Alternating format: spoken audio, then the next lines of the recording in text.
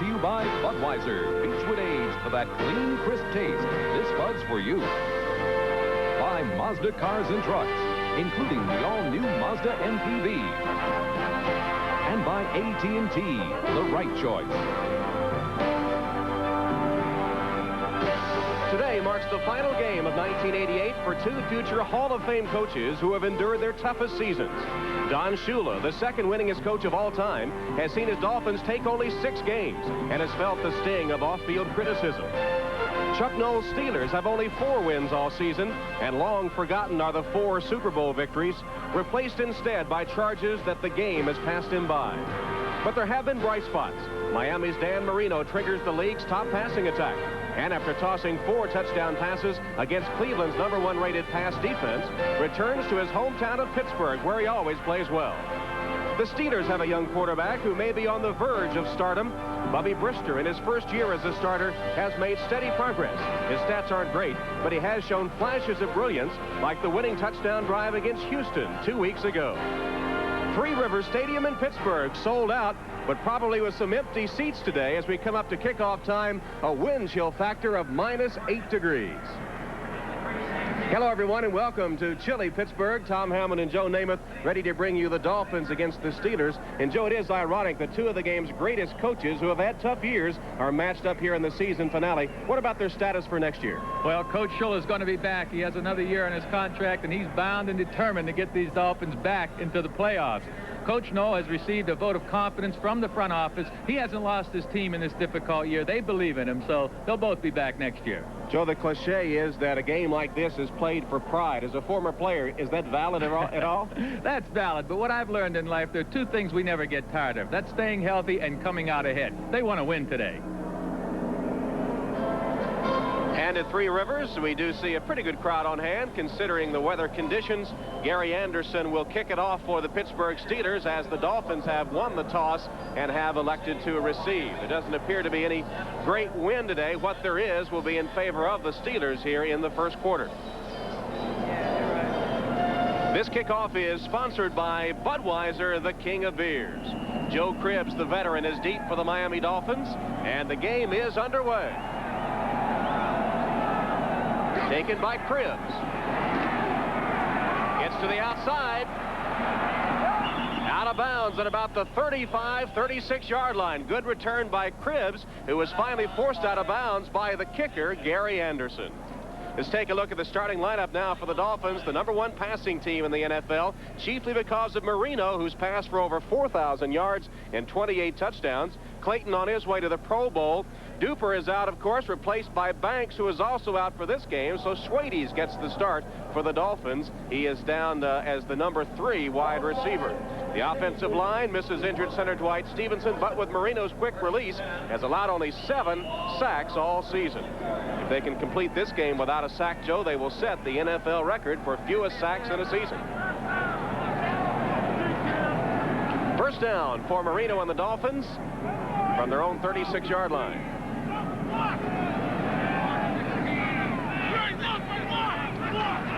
Here's Marino to pass on first down. And it'll come up short, incomplete, intended for Schwades at about the 45-yard line. Let's set the starting defensive lineup now for the Steelers. They're 27th against the pass, and one of the reasons that defensive line, Joe.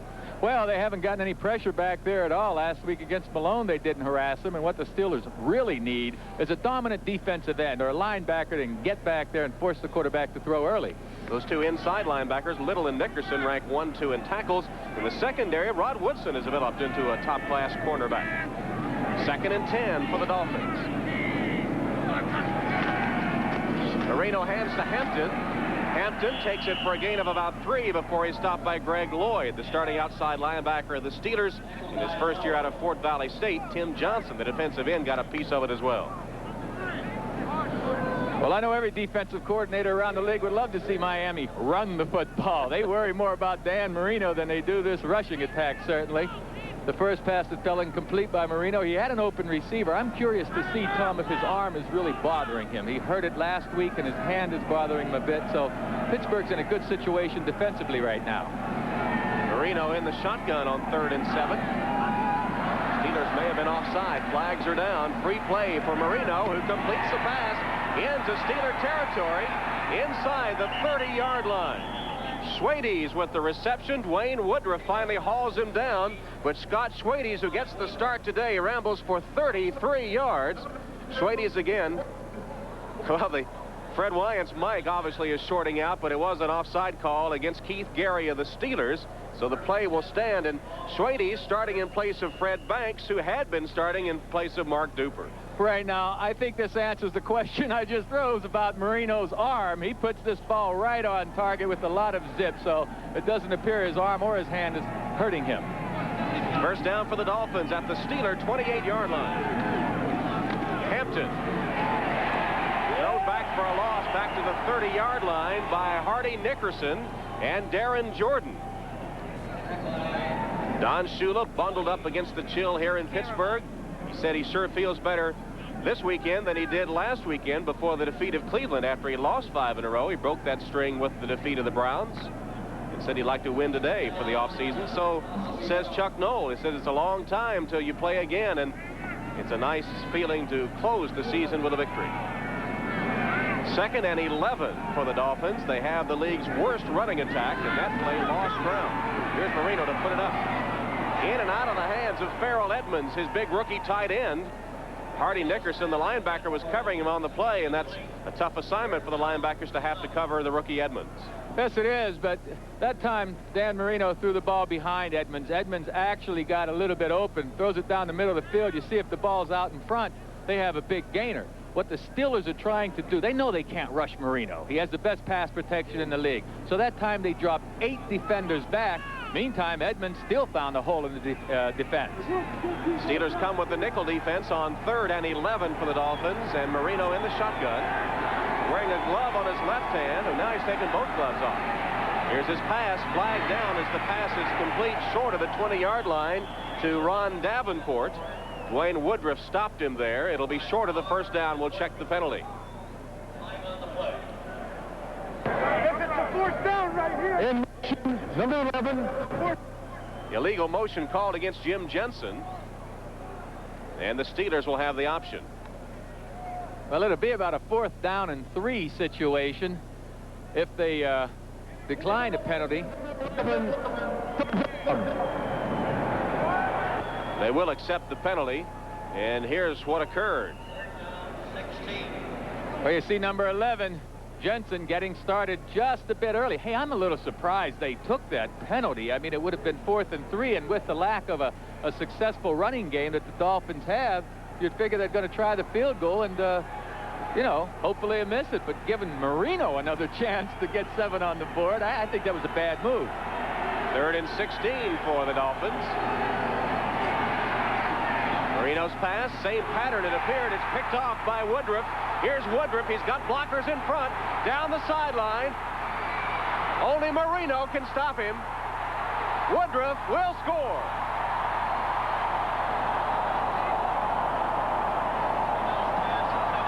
"73 yards on the interception return by Dwayne Woodruff of the Steelers. Make it 78 yards as Woodruff picks off his 4th pass of the season, the 30th interception of his career. Well, it certainly wasn't a bad move in taking that penalty that time. I like that convoy he had going down the field. 4 and 5 blockers out in front of him. That looked great. The extra point attempt by Anderson. It's good. So the Pittsburgh Steelers defense opens the game with a score, and Pittsburgh leads Miami 7-0. Marino interception, but the ball's right there to Ron Davenport, and Dwayne Woodruff gets an early Christmas present, and it's got to feel mighty good going down that sideline, seeing all those black jerseys surrounding you. I like the way Marino played this, too. I mean, he did get out of the way smartly. Dwayne Woodruff, in his 9th year, just graduated from law school and passed the bar in 1988. A memorable year for him. The 3rd time in his career he has returned an interception for a touchdown, and the first touchdown interception against the Dolphins since they played the Steelers last year, and Donnie Shell took one in. Dan Marino throwing the interception, which will go in the books as his 22nd of 1988. Here's Anderson with the kick. Hampton and Cribbs are deep. Taken by Cribbs at the 7. Right up the middle. Another good kickoff return by Joe Cribbs, who hauls it to the 32, where he's stopped by Stowe. One more time, we'll look at the interception. Now, Dan Marino's not at fault here. The ball's right there to Ron Davenport. Look at that, right through his hands. And, of course, Woodruff is in the right place at the right time for his early Christmas present. Now, this is the way a quarterback should play it, Tom. I want you to look the top left-hand side of the screen. You'll see Dan Marino smartly backing away. Well, maybe you won't see him. He's so far away, we don't see him. There's Clayton in the picture. Made a couple of saving tackles against the Browns last week. They were kidding about him becoming a defensive back. First down for the Dolphins at their own 32-yard line, now trailing 7-0. On the ground to Davenport. Davenport down the sideline to the 30, 20, 10, and taken down at the 5-yard line. The sprinter, Ron Woodson, caught him from behind at the 5. Hey, I wouldn't be surprised if Davenport didn't say, hey, give me that ball. I want to make up for that mistake I just made. He might have run out of gas a little bit, but as he goes around the right end, there is no containment out there whatsoever by the Steelers, and Davenport breaks it loose. Jordan, number 55, had the containment, but here you see Woodruff and Woodson catching up to him to make the tackle. 64-yard run for Ron Davenport. His longest of the season prior to that had been only 16 yards. It's also the longest against the Steelers this season. First down from the 4. Hampton spins his way for the touchdown.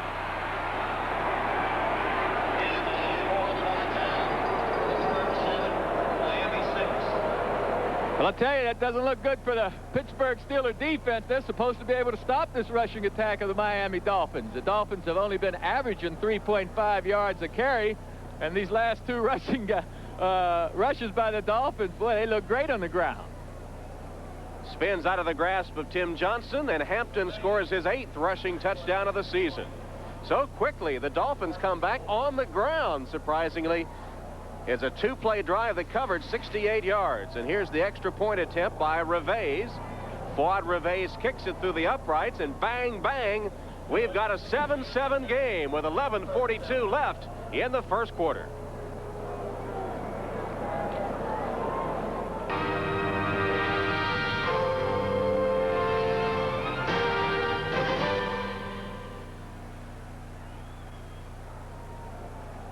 Miami Dolphin bench on a cold afternoon at Three Rivers Stadium. Tom Hammond and Joe Namath with a 7-7 game. 11:42 still left in the first quarter. And Fuad Reves set to kick it off for the Dolphins, who have just covered 68 yards in 2 plays.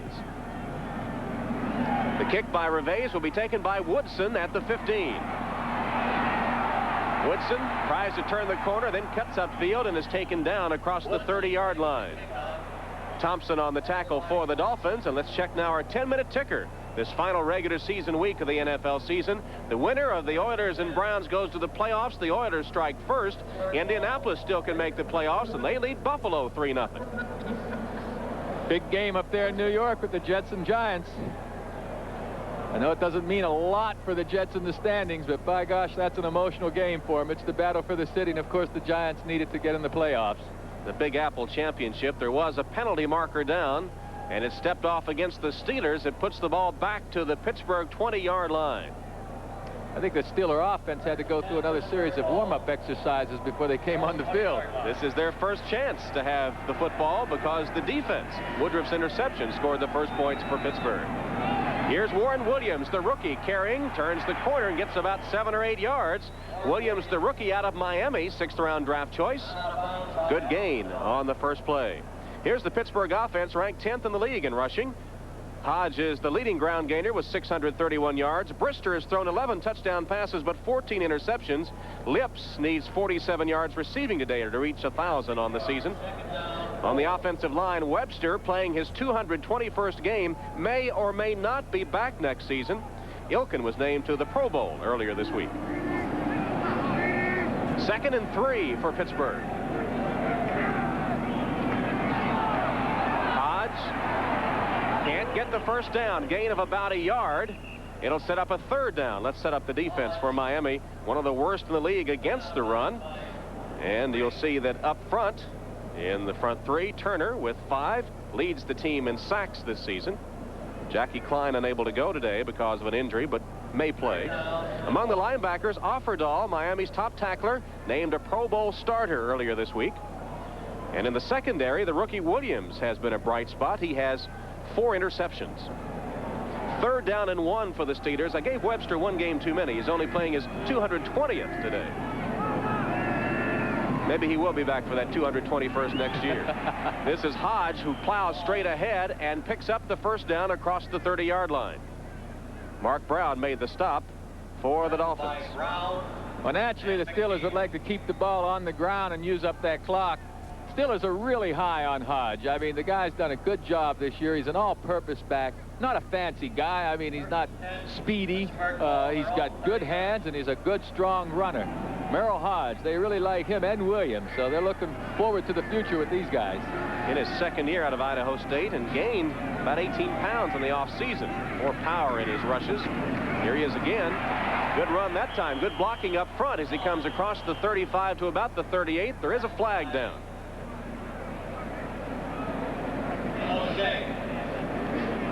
And we'll check the penalty marker here. Fred Wyand. Illegal motion, number 86. First down. Preston Gothard, the tight end, is called for illegal motion.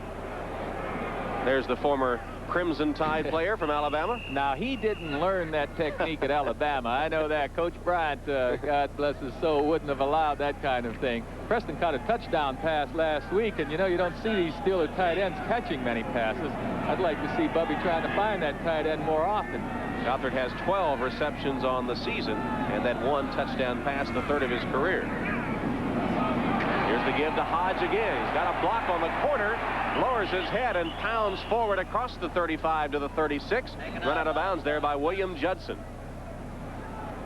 You know, you don't always have to hit the defensive man to have a decent block. This time, number 73, Craig Wolfley, on the right side of your screen, is going to get out in front just enough to get Hugh Green stumbling up a little bit and allow Hodge to get outside for a good gain.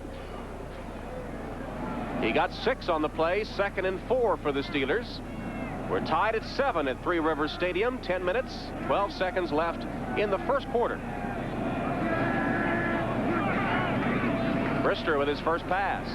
It's complete to Hodge, but for little gain, he stopped short of the first down at about the 39-yard line. Got only a couple. It'll be 3rd and 1 coming up for the Steelers.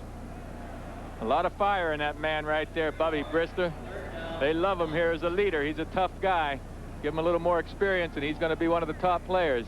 Hey, I'd be remiss if I didn't mention that last tackle was made by Don McNeil, another former Crimson Tider. Actually, Bubby Brister originally signed with Coach Bryant at Alabama, but passed it up to play minor league baseball. So a lot of connections here. Gothard, Hinnant, and the just recently activated Jeff Markland, 3 tight ends for the Steelers. Hodge, tough yard, but he got it across the 40 to the 41-yard line, and the Steelers pick up another first down. Let's check some other scores now, including that big game at Cleveland. And the Oilers are still on top. Ditto the Colts over the Bills. The Bills can clinch, well, I guess with the Bengals losing yesterday, they're at home throughout the playoffs now, no matter what. Well, the Bengals came back and won they did. that game. What am I thinking about? These short naps are great. So the Bills have to win to have the home field advantage today, because the Bengals in overtime did beat the Redskins yesterday in a wild game. Here's Williams. Williams to the 45-yard line, where he's stacked up by Don McNeil and others. And here's Mike Webster in his 15th year out of Wisconsin. Been to the Pro Bowl 9 times, but didn't make it this year. He's a little bit mum on his status for next year, but he still has the quickness, the initial quickness to get in front of Sauché, number 70, and did a fine job blocking him out of the way. The thing Webster told me about his physical being is that practice is what's tough for him. It's like playing 4 games a week against that young defense. 2nd and 6 for the Steelers. Toss to Hodge. Cuts up, has a first down. Fumble. And the Dolphins have it. Hodge fumbles, and the ball is recovered by Brian Soche of the Miami Dolphins. So the Steelers, who had the ball moving on the ground, turn it over. Oh, good blocking out in front. It's a good gain. It's just that Merle, the way he has the ball out there right now is dangerous, but he has it wrapped up and just seemed to lose control of it. He did that last week against San Diego that hurt the Steelers seriously. So the Steelers, last in the AFC in turnover ratio, turn it over to the Dolphins. Dolphins with a first down at the Steeler 49-yard line in a 7-7 game. 8.5 minutes remaining in the first quarter at Three Rivers Stadium. Marino across the middle and complete to Clayton. Clayton trying to gain some yardage, gets a block and then taken out of bounds at about the 40-yard line. Let's see if he does have it. I think he's just about a yard short of the first down as Woodruff chased him out of bounds. Clayton had the first down, but trying to gain yardage, lost territory. Clayton's so quick, he's going to find the holes in that zone defense. There you didn't see a defender around him. Now Davenport lays a good block on Gowdy, but Clayton might be a little cold and just doesn't want to get hit yet. You know what I mean? He did take the out of bounds mighty fast, but he's going to the Pro Bowl, and what a receiver he is. Boy, I would have loved to have been able to throw to that boy. Clayton, who is having one of his best years with 80 receptions. He's second in the AFC in receiving and #1 in the NFL in receiving yards. Pass is complete for a Dolphin first down to Farrell Edmonds, who is wrestled down by Darren Jordan of the Steelers. Edmonds just releases outside. Jordan can't quite keep up with him because Marino throws the ball in pretty good shape, and I'll tell you what, at 6'6", 248 pounds, he's a load and a big target. I guess he's been a real bright spot for this Dolphin offense. They're looking for big things from Farrell Edmonds down the road. Quite a find as a third-round draft choice out of Maryland. He's given the Dolphins a first down at the Steeler 38. Hampton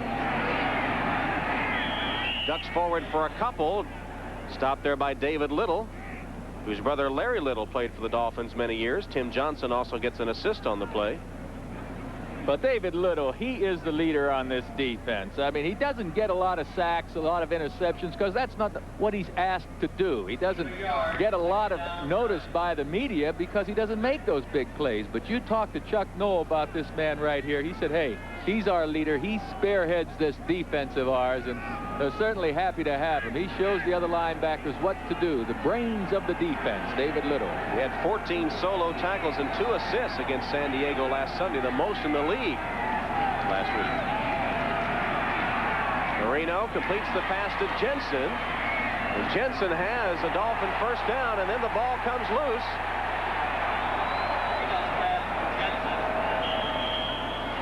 And it appears that the Dolphins got it back. That was Jensen that got it back, and he has an amazing knack of picking up first downs, including this one, which goes for 12 yards.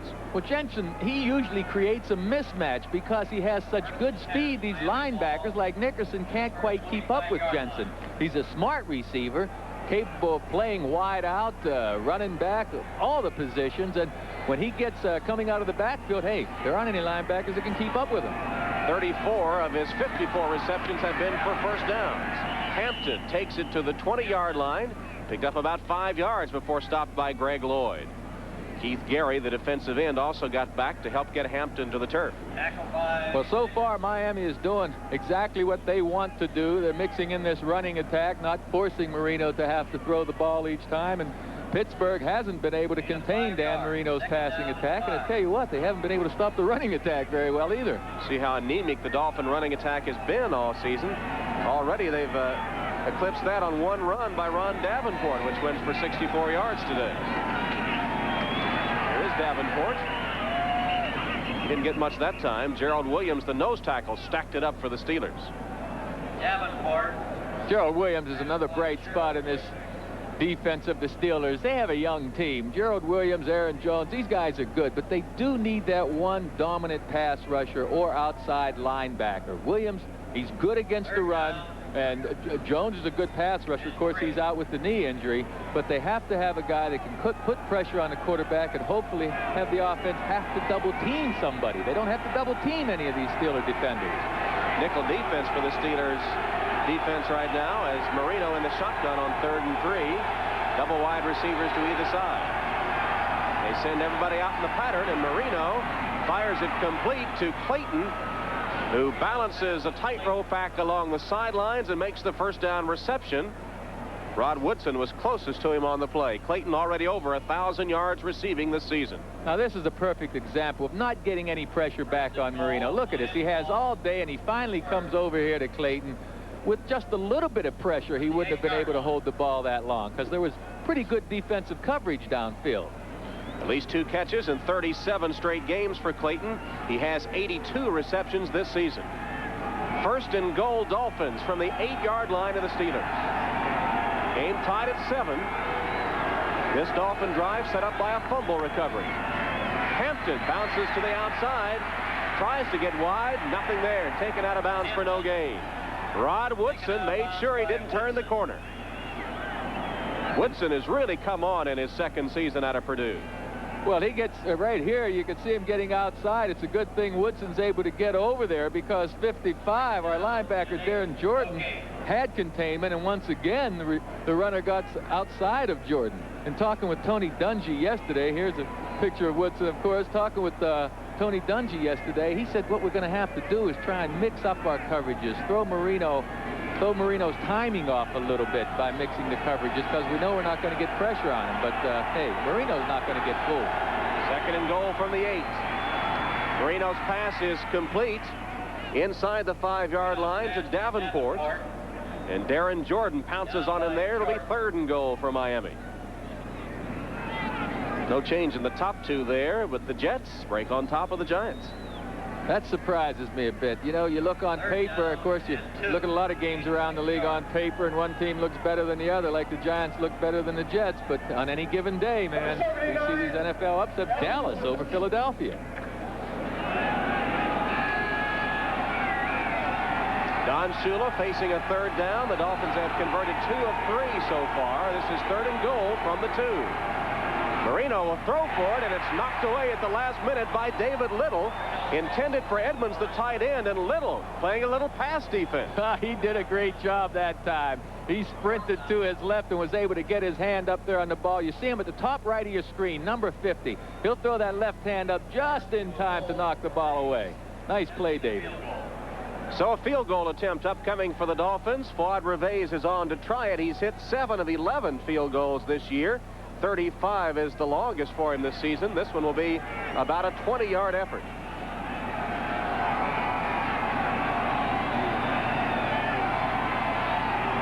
Jaworski, the backup quarterback, is the holder. Kick is up, and it's good. So Fuad Reveiz with the 20-yard field goal gives the Dolphins the lead as they take advantage of the Pittsburgh turnover. Times in the first quarter in Cleveland, twice by Domingo Bryant. Bryant's first interception set up a field goal. This one he returns 36 yards for a touchdown. Houston leads 10-0. If the Browns lose, they're out. A Houston win ensures them home field in the wild card game. So the former Dolphin backup Don Strock struggling at the start for the Browns today. His old team leading here at Three Rivers. Pass in and out of the hands of Warren Williams. It'll go incomplete and set up a 3rd down for the Steelers. Bud Brown was covering on the play for the Dolphins. Williams out of the University of Miami. He's open here, and Brister gets good time, puts the ball right on target. Meantime, he just doesn't hold the ball. You know, he might have taken his eyes off it a little bit, but here you see Bubby's a little upset, but hey, quarterbacks know we usually miss them more times than they drop them, but you never feel good about a drop pass. 3rd and 7 for the Steelers. They've converted both their 3rd down so far in the game. This one, though, to Rodney Carter, complete short of the 1st down. He's hit and dropped at the 25-yard line by Bud Brown. Brown put a lick on him there. Oh, Brown was just waiting on him. It was good defensive anticipation, like he knew the play was coming. You'll see Brown come in from the left side of your screen and the receiver crossing right. What's this hit? Oh, my goodness gracious. On a cold day, too, that had to rattle the molars a little bit. Harry Newsome is on to punt for the Steelers. He leads the NFL with an average of 45.6 a punt, but he has had those 6 blocked. This one is not blocked and sails downfield to Schwades. Takes it at the 30. comes across the 35 to the 38-yard line, where he's hit by Larry Griffin. A 44-yard kick, 5 yards by Schwades on the return. Hope you'll stay with us for the second half of our NBC doubleheader today.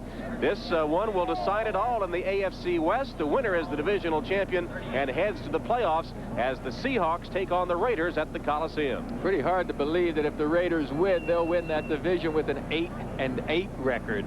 Seattle hasn't played well on the road this year, and they're playing down there in the Coliseum on that natural turf. So we're going to see what Warner and Williams can do on the ground. If they can keep that running game going, they can handle the Raiders. It was going against the Raiders a few weeks ago at the Kingdome when they handled the Raiders. Here the Dolphins, with a 3-point lead, have a first down at their own 38, and Marino will pass on first down. Completes it to Davenport. Davenport dances his way close to midfield. First down for the Dolphins on the pass to Davenport. Davenport finally tripped up by Cornell Gowdy. You see, we all talk about Dan Marino's quick release, and it is the quickest in the game, but the man is smart. Look, he's looking for receivers on the left side of the field. He can't find them. He knows where every receiver is, and he knows when to come to him. Marino's not only got that great athletic ability, but hey, he's got a fine head on his shoulders pulling that trigger. There's Dan Marino. There's his head. Fourth time in his career he's been over 4,000 yards passing. He's the only quarterback in NFL history to have done that. Davenport on the ground this time. Stopped for no gain.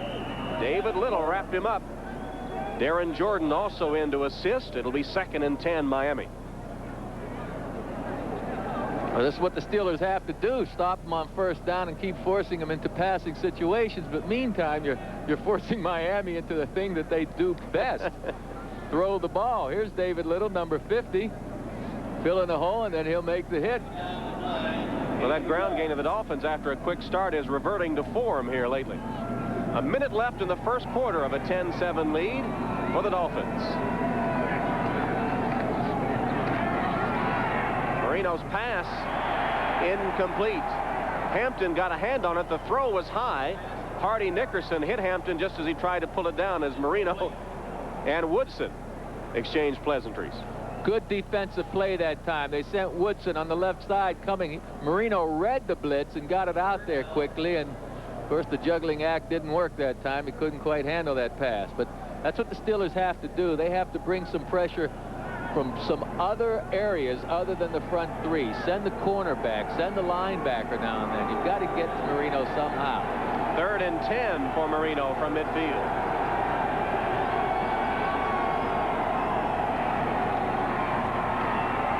Pass incomplete. The throw again was a little high, but Schwades had both hands on it but couldn't haul it in. Thomas Everett made sure he didn't bring it down, and the Dolphins will have to punt for the first time. Well, it's a catchable pass. There's nothing wrong with Marino's arm. Schwades has his big chance to get out there and contribute, but Thomas Everett, well, maybe he was making some loud footsteps that time, and Schwades may have heard him. So Reggie Roby will punt for Miami. His first effort of the day. He's averaging 43.6 a kick. That's 4th in the AFC. And Woodson is deep for the Steelers. Good kick by Roby. Woodson gathers it in, then fumbles it. Falls on it at about the 17-yard line. Woodson muffed the punt but got it back. Then Brian Kinchin after a 36-yard punt. And it was Kinchin that covered him for the Dolphins. Well, on Super Sunday, it's going to be quite an afternoon. The Senior Skins game will lead things off. Then NFL Live, which will have the Talent Challenge. We'll have the NFL players showing their off-field talents, or lack thereof, followed by the big one, the Super Bowl. Here's Brister on first down. Passes it incomplete. Intended for Charles Lockett, but a little off the mark. Judson was right with Lockett, but the pass, had it been on target, would have gone for a first down. These things can be so frustrating for the quarterback or for the coach. I mean, the ball was there. It should have been caught. The drop passes, the penalties, the fumble by Hodge earlier. Pittsburgh stopping themselves. Miami hasn't stopped them yet. Rodney Carter into the game for the Steelers, replacing Warren Williams on 2nd and 10.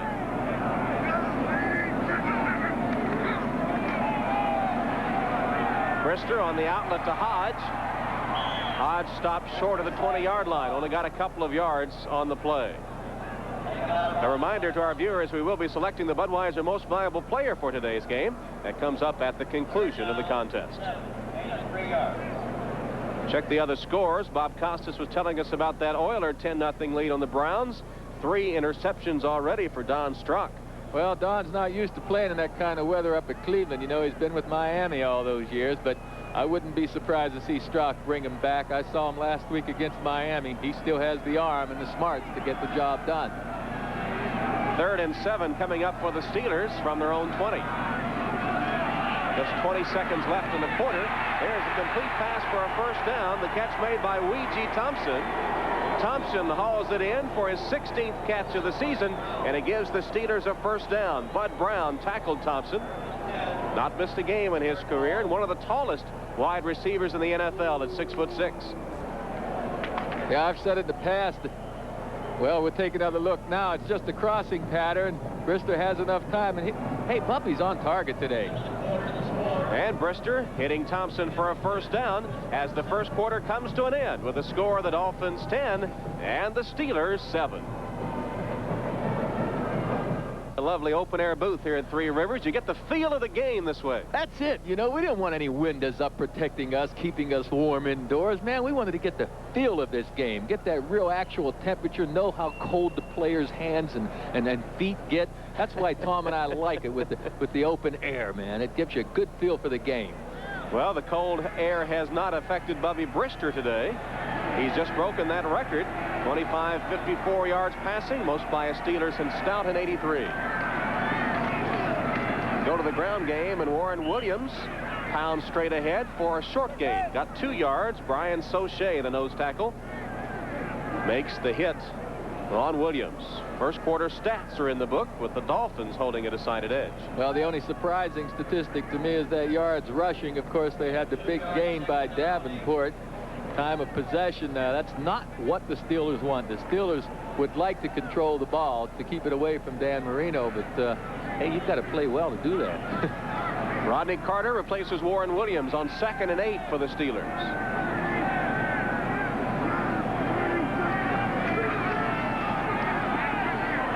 Brister over the head of Lewis Lips, the intended receiver. It'll go incomplete, and one of the few that Brister has been off target on today, and that one just a little high.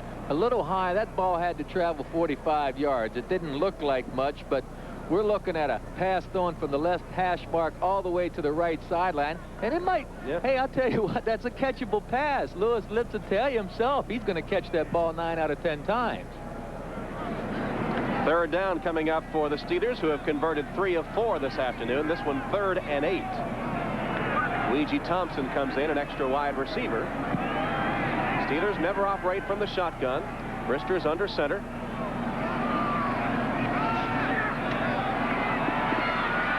Brister feeling the heat. Lips can't make the catch. Pretty good defense by Renee Thompson, who was right there with him, but there is a flag down and a personal foul roughing the passer against the Dolphins. It looks like Rick Graff is going to be guilty of the roughing penalty. Well, that's kind of making things up here. I don't know. We'll take a look here and see how badly Graff does hit Brister. You see 99. Oh, of course. He shouldn't even touch him. I mean, he took a good 2 steps after that. It was 2 or 3 steps after, wasn't it? Meantime, I felt like Lewis Lips had a good beef on that play. The defensive back got his hand on him before the ball got there, but Graff made up for it with that roughing penalty. There's Lips, who couldn't make the catch, but the roughing penalty gives the Steelers a first down at midfield. Rick Graff, 2 years out of Wisconsin, guilty of the roughing call. And the Steelers in business at midfield, trailing 10-7. We have played a minute of the second quarter.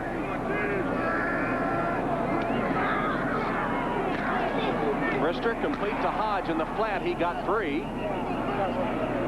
Hit and driven out of bounds on the play by Don McNeil. You'd like to take that pass pattern just a little bit deeper, especially when you're coming out of the backfield. You're the fullback, and you see that no one is taking you right now. Go ahead and get a little more depth on it. Don McNeil comes up and makes a hard tackle. So Hodge just set a record for running back receptions. Frenchie Fuqua had the old record back in '71. That's number 50 for Merrill Hodge.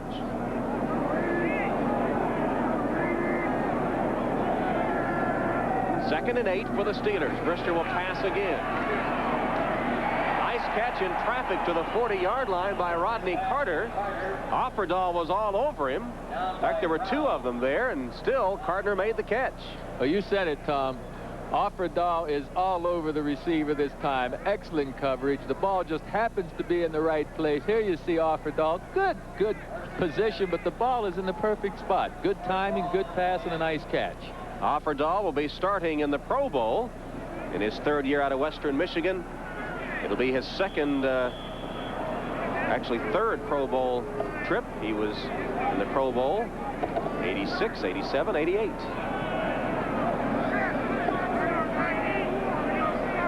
Bobby Brister is looking to the sideline and wanting a play sent in. Coaches were saying, get back out there and call it. Well, they didn't have their short yardage people. There's Tom Moore on the right, the offensive coordinator that's worked so closely with Bubby Brister this season, and he is really happy with Brister's progress. Brister really hasn't played a lot of football. There's Moore on the right side right there. But with some experience, he's going to be one of the best. 3rd and 1. Hodge maybe got it on second effort, but not much room to spare. Second effort, third effort. That's right. That's why these guys we're watching are here. You know, there are a lot of good college running backs and a lot of guys that try out for football. But here's Offerdahl making a good hit there. But look at his second effort now. Third effort. There you go. That's it. That's how these guys get in the big leagues. They don't stop after that first hit. They keep fighting forward for every inch, every yard they can get. Especially a guy like Hodge out of Idaho State probably didn't get too many looks by the scouts. But given the chance, he has proven that he can play in the NFL. On the reverse, here's Lips. Blockers in front. Lips. Touchdown. Beautiful.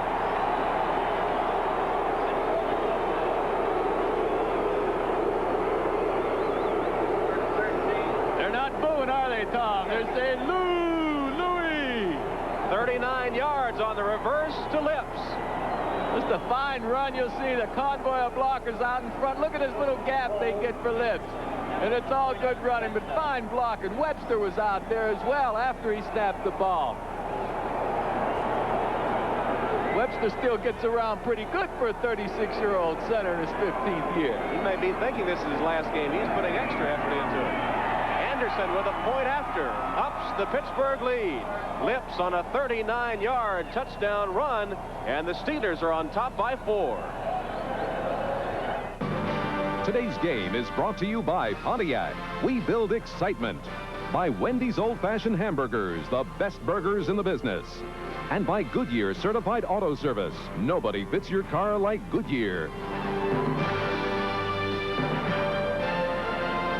A few snowflakes drifting down at Three Rivers Stadium, where the Steelers have just taken the lead on a 9-play drive that covered 83 yards. Anderson with the kick, taken by Cribbs.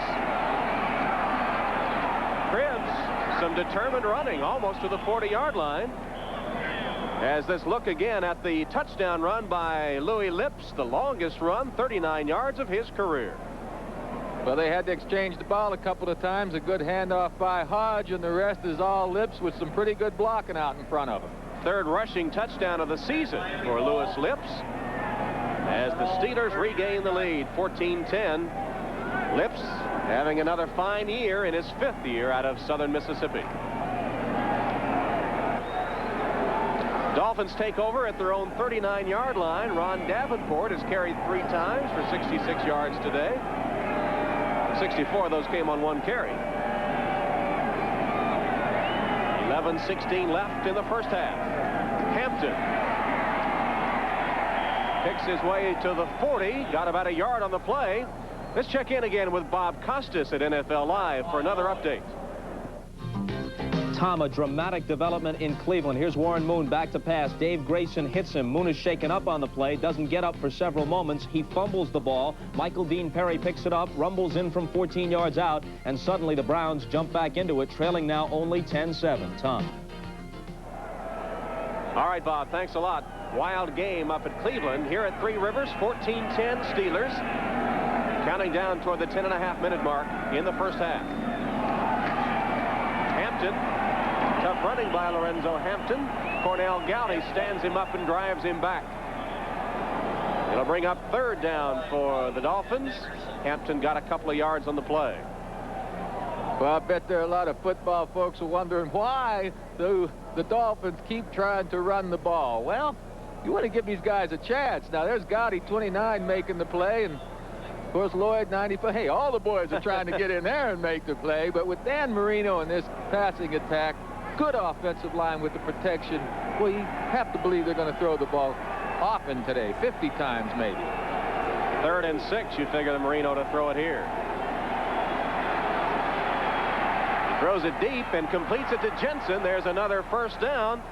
Jensen hit hard by Nickerson, but holds on to the football, and Jensen has that knack for getting first down yardage. That one covered 13 yards, and 65% of the time this year that he's had the chance, he's picked up a first down. Well, that time Jensen didn't come out of the backfield. He was in a slot formation, and it looked very simple, folks, right? He just ran downfield and turned around.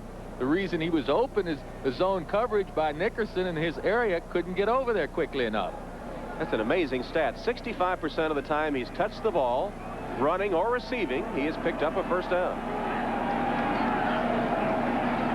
Marino looks to his right, fires it incomplete, intended for Clayton. Covering on the play was Dwayne Woodruff. Looks like they intended today to go after Woodruff, but maybe that interception return for a touchdown, even though it was a tipped ball, might give them second thoughts. Early Christmas present. Well, if you have your druthers, you'd want to throw at Woodruff as opposed to Woodson. Woodson's been doing a good job on the other side, has more speed. So Woodruff, hey, he doesn't complain about it. He likes the action, actually. You know, a good competitor wants him throwing the ball his way. He's been up to the challenge so far today. 2nd and 10 for the Dolphins. Jensen is in motion. Pressure on Marino. He got rid of it. That would have been the 8th sack of the season against the Dolphins, the 7th on Marino, but he just got rid of it. Darren Jordan was all over him. Hey, where's the intentional grounding now? We see a man under pressure. He threw the ball way over their heads. Now, we saw an intentional grounding called on Bobby Brister last week. Hodge was there. Here, you'll see Marino whip around. He sees the rush coming. Now watch, he just throws the ball up in the air well over the intended receiver. That's not even close. Where's the other guy? That's one of the most flagrant examples we've seen all year. And how much of that is due to Marino's reputation? Well, he gets rid of the ball faster than anyone, that's for sure, and in the right direction, but that's a judgment call by the referee. He makes it when he thinks it's intentional grounding. 3rd and 10, Dolphins. Marino steps up, delivers deep for Schwades. Oh! Great catch to the 1-yard line. Scott Schwades laid out and made the reception to the 1. A great catch and a great pass. Look at Dan. You'd think he's happy, and Schwades too. Schwades wanted to make up for that one he dropped over the middle a little while ago. Marino smartly will move up into the pocket and then put the ball just in the right spot. Look at this stretch. Look at this. Oh, that's good. Scott Schwades with a catch, and Dan Marino watches. Yes, catch by Schwades. Let's get it going at the 1. 42 yards on the catch. 1st and goal, Dolphins. Hampton dives for the touchdown. Lorenzo Hampton takes it in from 1 yard out, his 2nd touchdown carry of the day. But it was set up by the long pass from Marino to Schwades, who got the start today, replacing the injured Fred Banks. Lorenzo Hampton just getting up over Carr, number 91, the linebacker, and finding that end zone. Still 8:12 left in the first half. A lot of action in this football game as Fuad Reveiz attempts the extra point. Reveiz is 29 of 30 this season. and has another. So the Dolphins trailing briefly, strike again. The chief play, the long pass Marino to Schwades. It's 17-14. Told us yesterday that this season was the worst he had ever experienced, and it's been attacks on his son David Shula as not being respected by the players, which was denied. The fact that Shula's teams have not been that successful this season, and the fact that the drug problems of Mark Duper, and Shula was accused of not taking proper measures to prevent it, which he denied with some substantiation. This is Woodson on the kickoff return for the Steelers, and it is all added up to a not very enjoyable season for Don Shula. As he said, the worst one he's been through so far. Houston got another 3 points on the board against Cleveland. And the Jets, 13-0 over the Giants. The Giants need this game if Philadelphia wins. But the last time I saw the score, Philadelphia was behind. Well, let's give you another look at it. They're ahead now, 10-7 over the Cowboys. New Orleans still hoping to make the playoffs. They have to beat Atlanta. They're ahead. Tampa Bay, 14-0 over Detroit. Bubby Brister, first down pass. Scrambles and completes the pass to Charles Lockett. Lockett has a Steeler first down across the 30-yard line. John Offerdahl chases him out there. Smart play by Brister. He couldn't find a receiver. There was good coverage downfield. Brister moved up in the pocket and then to his left and came to Lockett late. Earlier in the season, perhaps Brister would have tried to force something here.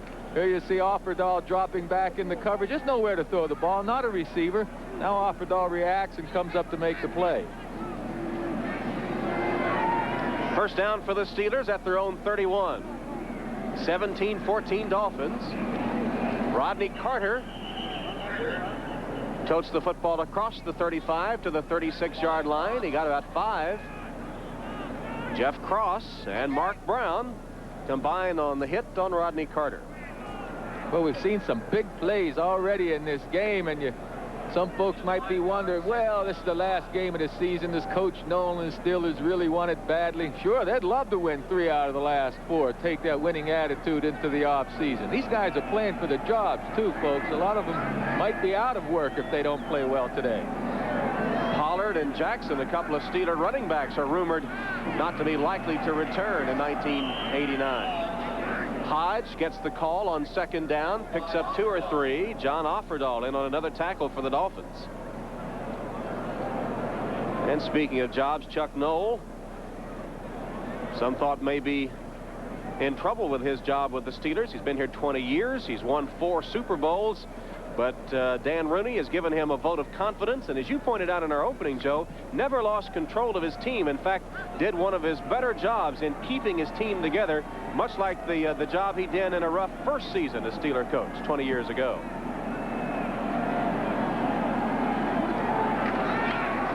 Brister pumps once and then sets sail around the corner. He's run for the first down and is out of bounds short of the 45-yard line. Brister runs for the first down for the Steelers. Boy, they like this guy here in Pittsburgh. Once again, the coordinator, Tom Moore, says Brister's getting much sharper. And look at that. See, if he threw that ball, Don McNeil, 28, would have had the interception, but Brister smartly pulled it down and got the first down. Especially when he saw McNeil turn his back and turn upfield, he knew that he had an open lane toward that first down marker. First down, Steelers at their own 44-yard line.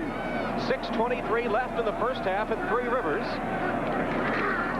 Hodge, good hole for Hodge into Dolphin territory down to the 44-yard line.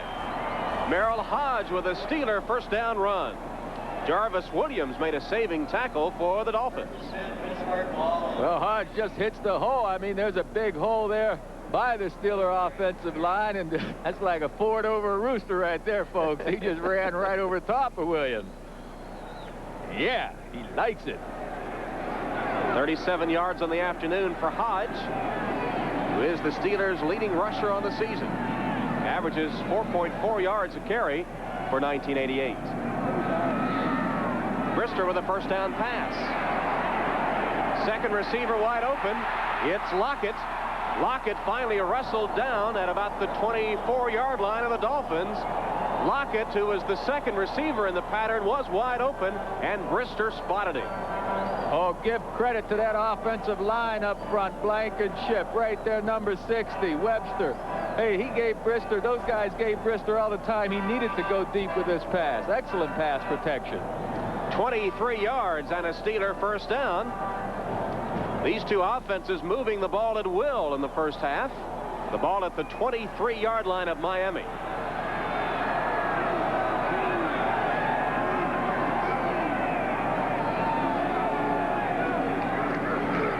On the ground to Williams.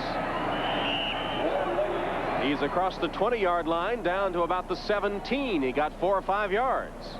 The offensive line of the Steelers doing a good job. Oh, they want to run the ball. When they can blow people off the ball, look at the trap block right in there. That's the forte of this Steeler offensive line. They're not big. You look around the league, and most of the offensive linemen are 280, 85, 90 pounds. The Steelers all go into 260s, a little bit into 270s. They're quick, they're fast, because they have to pull for this trap blocking scheme. And they pull and trap with both their guards and tackles.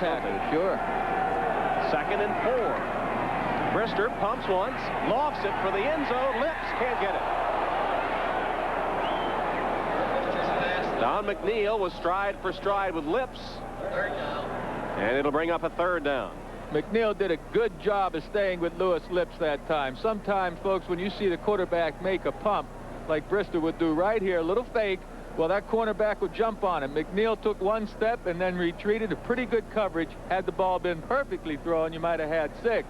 But McNeil did a pretty good job of recovering.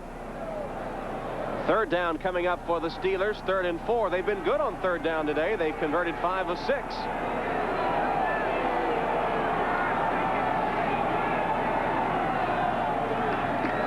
Brister for the other corner of the end zone. And again, it's too long. Lockett was there, but good coverage by William Judson. Well, you got to be wondering why the Steelers in the first place wanted to throw 2 passes in a row. I mean, they had 2nd down and 4, and then they had 3rd down and 4. They've been running the football fairly well up the middle, and I have to wonder why they wouldn't have run the ball. 2 incomplete passes in the end zone will set up a field goal try by Gary Anderson. He's hit 24 of 32 field goals this season. 52 is his longest. This one will be from 34 yards. And it's good. Anderson with a 34-yard field goal has tied the score. 17-17. The Pro Bowl squads were announced earlier this week. And as you came to Pittsburgh, you got a welcome little gift this week. This is a Pro Bowl jersey, American Conference, Joe Namath. That's from 1972, and you didn't know the jersey existed. You got a little Christmas gift of your own. I sure did, and I tell you what, I treasure this thing now. You know, the longer you're out of the game, the more you treasure these things, and the equipment manager for the Steelers actually had this for the last 16 years or so, Tony Parisi. He was kind enough to give it to me so I can take it home to show my wife and my mother back in Beaver Falls, and I may have to fight a few of my brothers to keep it. Of course, you didn't play in that Pro Bowl game because of an injury, right? Well, yeah, I did have a few injuries. Fortunately, they were all minor injuries. I would have liked to have played, not because of the payday, but certainly for the camaraderie and being around the fellas during that week in Hawaii. But hey, I was just thrilled to have been selected. And you played in quite a few AFL All-Star games. Yes, and I don't have a jersey from any of those. It seems every time I got back from the shower, it was gone. For the Dolphins, Ron Davenport gets nothing. In fact, will lose yardage on the play. Here's our 10-minute ticker now, and anxious to see if there are any changes in that Cleveland-Houston game, 13-7. Buffalo has taken the lead on Indianapolis as the Colts need to win to make the playoffs.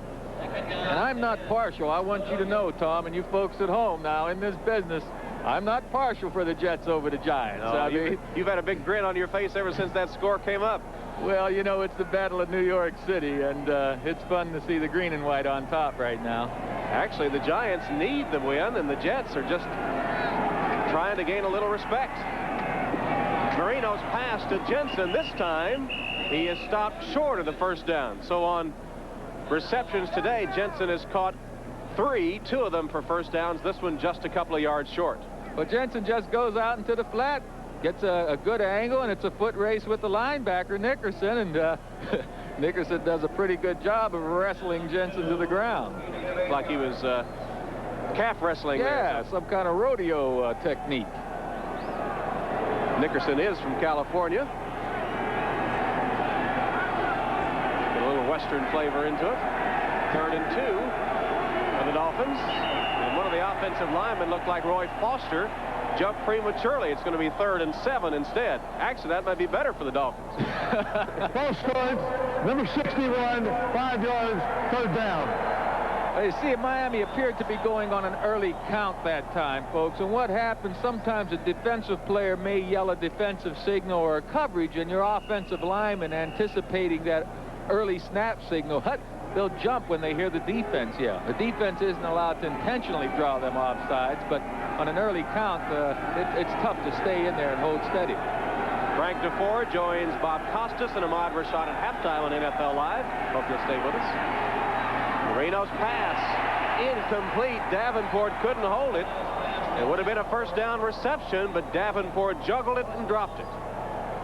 Marino can't do it all on his own, folks. He can't hand the ball to him. I mean, he's putting the ball right in his hands, and just a drop pass. He's beaten Greg Carr, hadn't he? Oh, sure. You know, the pros aren't supposed to drop as many as we've seen so far. How much does the cold weather have to do with that? Oh, it shouldn't bother them at all. Look, they're all wearing gloves right now. Woodson has gloves on. Everyone except Marino. He has a bare right hand for a passing hand, but the receivers are all wearing gloves. Roby's punt is a line drive punt taken by Woodson, who returns it to the 44-yard line of the Steelers. 41-yard kick by Roby. We'll take a break with the score tied at 17.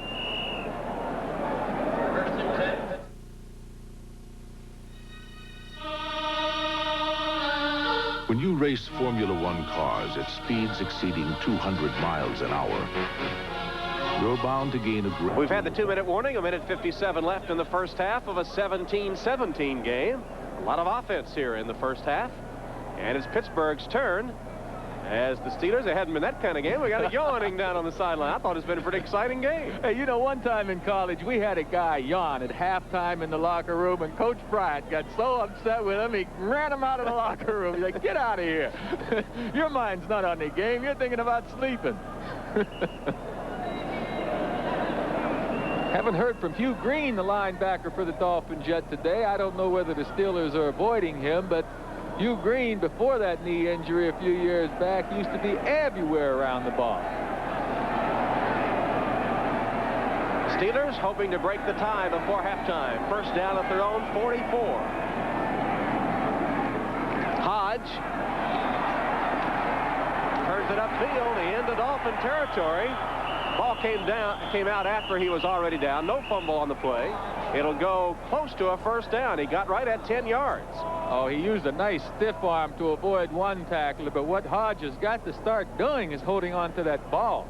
One of the last things he wants to do is develop that reputation as a man that fumbles the ball.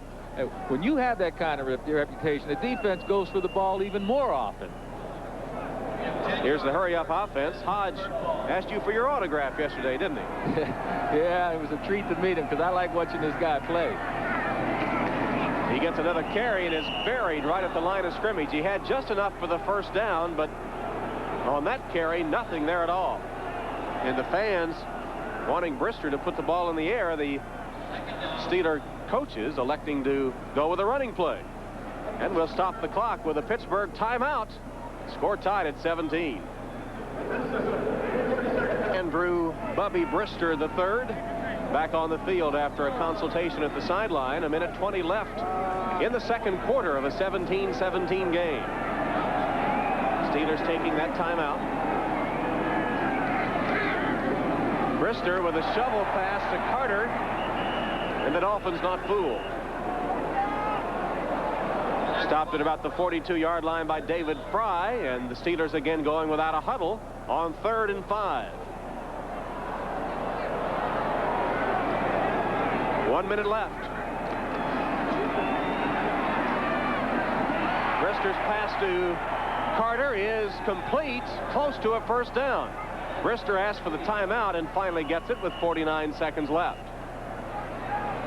I don't know if the pass was quite enough for the first down or not. It'll be close.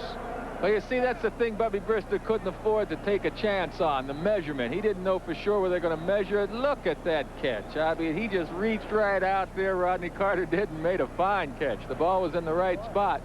But it looks they did give him the first down, so it was a smart timeout after all.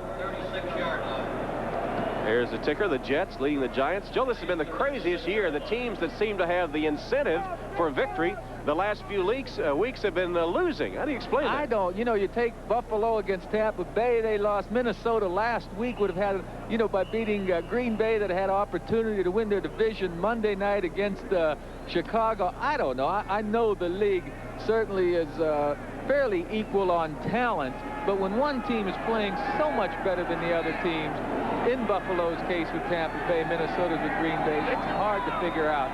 The coaches can't figure out, otherwise it wouldn't happen.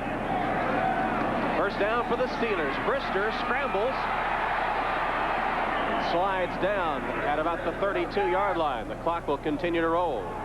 Jeff Cross covered Brister. Steelers again go without a huddle. It wasn't a bad play by Brister getting upfield. He wants to get him in the field goal position anyway. Hodge to the 26-yard line. 20 seconds left. Steelers have one timeout remaining. And Brister stops the clock with the incomplete pass. 14 seconds left.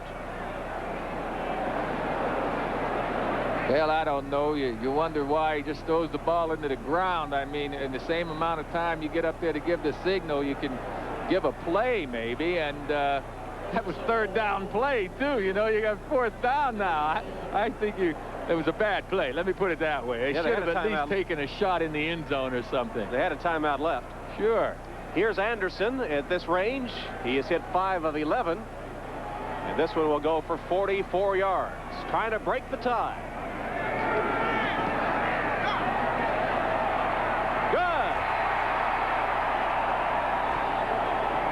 And Newsome did a fine job of getting that placement down because the snap was a little low inside, and Newsome recovered it and got it in position just in time for Anderson to kick that ball through the upright. Good hold by Newsome.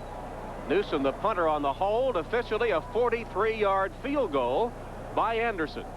Check out this placement now. It's a low snap. You see now he gets it up there and gets it straight enough for Anderson to be able to kick it accurately. Boy, just barely, too, did he get his other hand off the ball before Anderson had it on its way.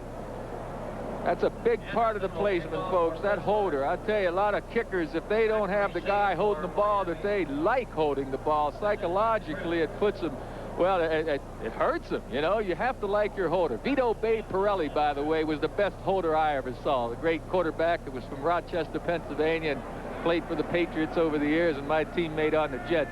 Vito had very quick hands. He always got the ball down in the right spot. 9 seconds left as Anderson will kick it off. Sort of a squib kick. Fielded by Cribbs. Straight up the middle. And stopped at the 28-yard line with 3 seconds left in the first half. Well, Pirelli was also the Jets' backup punter, wasn't he? Tell us that story about Pirelli and the punts. He had so much enthusiasm. He always wanted to play. Our special teams coach was Buddy Ryan. So Buddy Ryan one day at practice filled 4 footballs with helium. And he went to Vito and said, "Hey, Vito, this rookie punter's not doing the job. I want you to get in practice today and do our punting." Vito got out there. He punted 170 yards, another 65, another 70. He was so happy. But when he found out what happened, the rest of the team was having a good time. Of course, Babe was a little bit upset about it. Dan Marino just downs the ball on the final play of the first half. Don Shula's Dolphins and Chuck Noll's Steelers in an entertaining first half of play with wide open offensive plays. And the Pittsburgh Steelers will go to the locker room 3 points in front. Pittsburgh Steelers getting that field goal just before halftime, covering 43 yards by Gary Anderson. They lead at the half 20-17. NFL Live halftime activities continue after a message from your local station. mistakes here and there, but I think the mistakes have been brushed aside by the big plays. Let's take a look at some of the big plays that occurred in the first half here at Three Rivers. This was a reverse to Lewis Lips, his longest run of his career, and with good blocking, he takes it in for the touchdown. Oh, we mentioned earlier, Mike Webster, 52, was out in front to throw the key block that sprung Lewis Lips. And the Dolphins got a big play, too, when Dan Marino stepped up in the pocket and delivered it downfield. Watch the catch by Scott Schwades. It'll go all the way to the 1-yard line as Schwades lays out and makes a great reception. Dude said it set up the touchdown right here. Lorenzo Hampton dives over the stack of Steeler defenders and in for the touchdown. So a first half full of big plays, an exciting first half, and the Steelers leading the Dolphins 20-17. We'll be back for the second half in just a moment.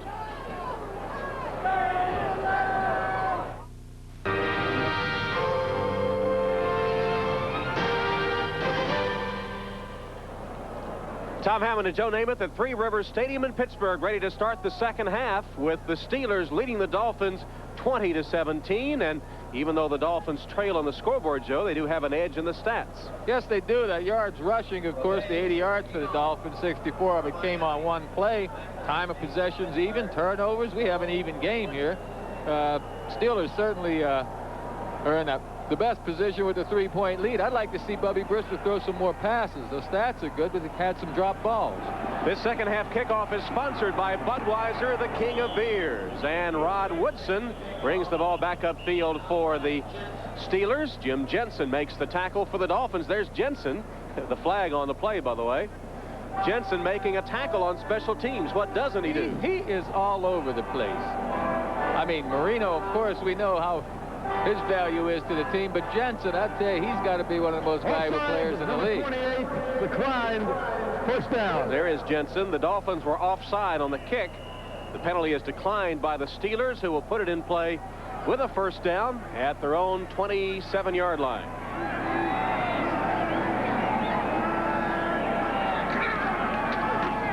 The give is to Hodge, and on that first down carry, he crosses the 30 to the 32-yard line. Got 4 or 5 yards. Jeff Cross, and John Offerdahl get credit for the Miami tackle. Jackie Klein normally starts at a defensive end for the Dolphins and has been injured, and I haven't seen him in there today. Have you, Joe? No, he's not been playing. Hugh Green, as I mentioned earlier, I haven't seen him out there either. Right now, I believe he's at the right outside linebacker position, but he hasn't been making the plays. We haven't called his name all day. Brister, after a play-action fake, rolls to his left and then throws it incomplete, intended for Lockett. Well, these two teams have struggled all season. The Steelers are 4-11. As they look at their offense, what are they looking for 1989? Well, they're pretty happy with their offensive line. I know there's a question mark there, but they expect Monty Dawson to develop.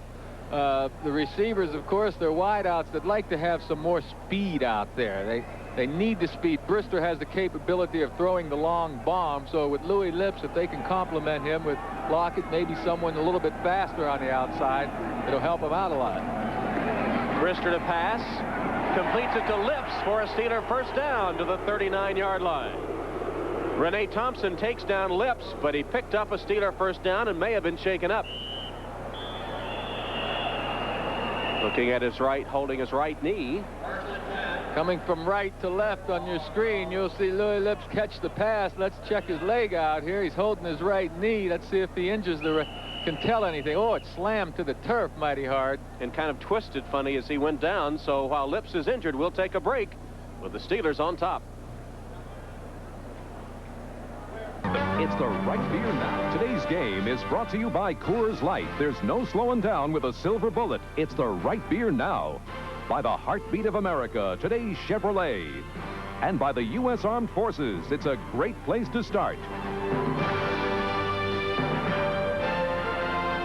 Louis Lips left the field after twisting his knee, apparently, Joe. Here's the play again. Well, you can see that right leg slam the ground right there. It could have been a knee, it could have been a foot. I'm not sure, but it sure did slam the ground. Warren Williams to the outside. Taken out of bounds at about the 27-yard line of the Dolphins. Warren Williams, the rookie out of Miami, rambles for 33 yards. Miami's had a tough time stopping rushing attacks this entire season, and the way the Steelers are running the ball now, you don't see a defender anywhere around Williams. If there's one thing you'd like from Williams, or the Steelers would like, maybe another step speed. He has good ability to catch the ball and find those holes, and he's strong, but he doesn't have as much speed as you'd really like. That 33-yard run, the longest of his NFL career. The young man that led the Hurricanes in rushing a year ago. Picks his way forward, then lowers his head and drives for a couple of additional yards down to the 18-yard line. Good running by Merrill Hodge. And he wrapped up that ball, too. One of the Dolphins tried to yank it from his hand. He'll have a big hole on the right, and then I want you to watch this Dolphin go ahead and reach in there. Here we go right now. Don McNeil trying to yank that ball out of his hands, but Hodge wouldn't have any of it. 2nd and 1 after the 9-yard run by Hodge. The ball spotted at the 18-yard line of the Dolphins. Hodge again to the 15 and then thrown back. Hodge has been the workhorse of the offense for the Steelers. John Offerdahl plugs the hole for the Dolphins. The All-Pro does a good job of fighting off the block that time by Warren Williams and just creating a big pile that negated a big gain, but they did make the first down. Just made the first down, only needed a yard. There's Offerdahl, the leading tackler for the Miami Dolphins. And in the words of Don Shula, a heck of a football player.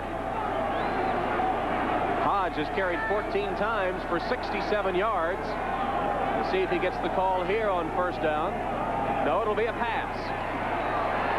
Brister through the hands of the intended receiver, Charles Lockett. Lips, by the way, has a sprained foot, but it's not too bad. He will return. In fact, is trotting onto the field right now. So Lips is back. I know, Joe, one of the fears the players have is in a final game of the season, that really doesn't mean anything in the standings. The fear is of being injured. That's right, but that tells me something about Louis Lips right now. It'd be easy for him to sit over there on that bench and say, all right, I'll finish out the season. I'm in one piece, maybe with a bruised ankle. But Lips wants to win this game. He's going back on the field, not 100%. 2nd and 10 for the Steelers.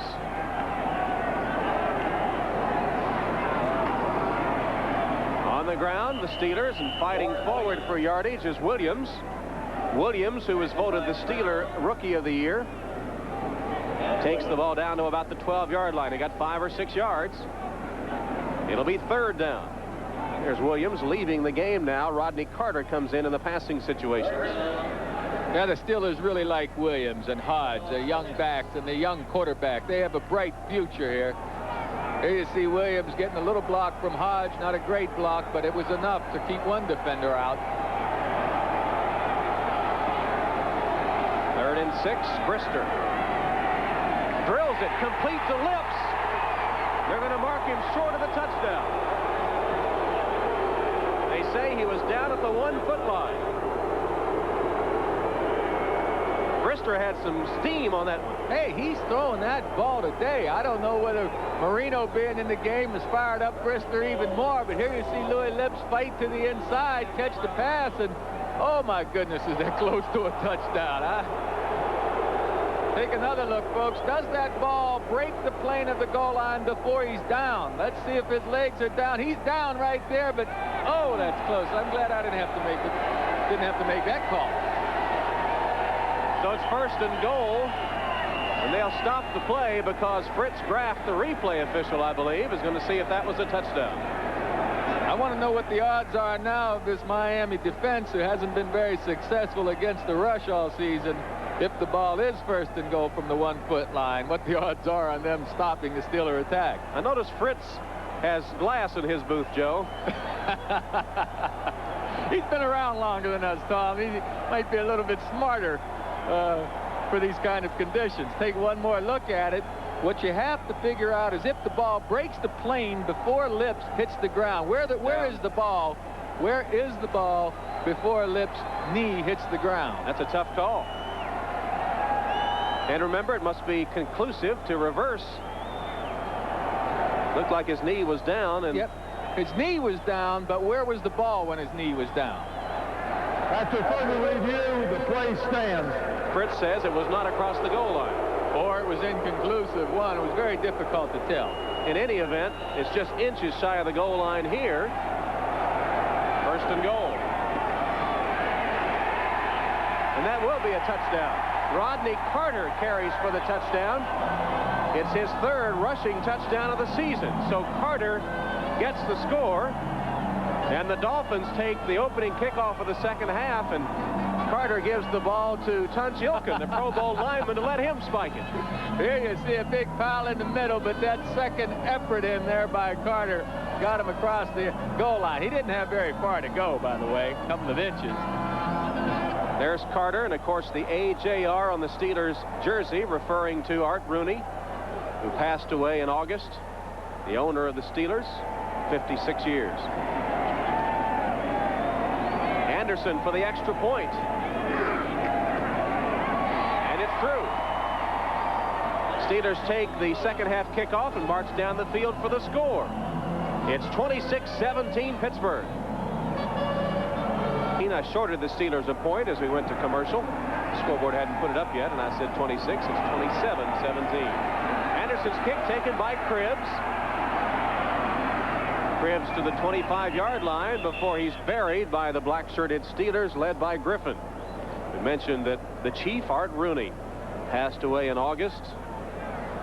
The longtime president of the Steelers, or chairman of the Steelers, and it seems strange to come to Three Rivers to do a Steelers game without seeing Mr. Rooney. He always stopped by to say hello and chat a little bit. He was a great guy, a lot of empathy. I had some trouble early on in my career with the league and the nightclub business.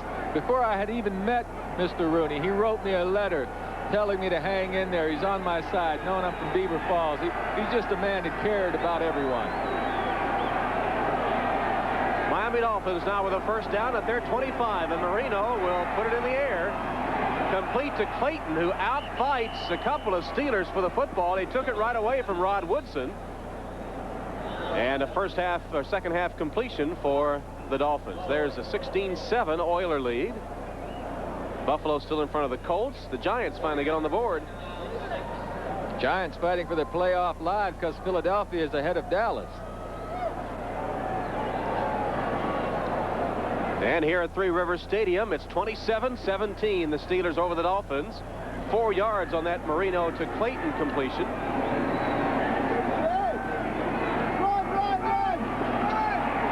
Keep the ball on the ground, and it's Lorenzo Hampton. Crosses the 30-yard line, then is tripped up by Woodson and Gowdy.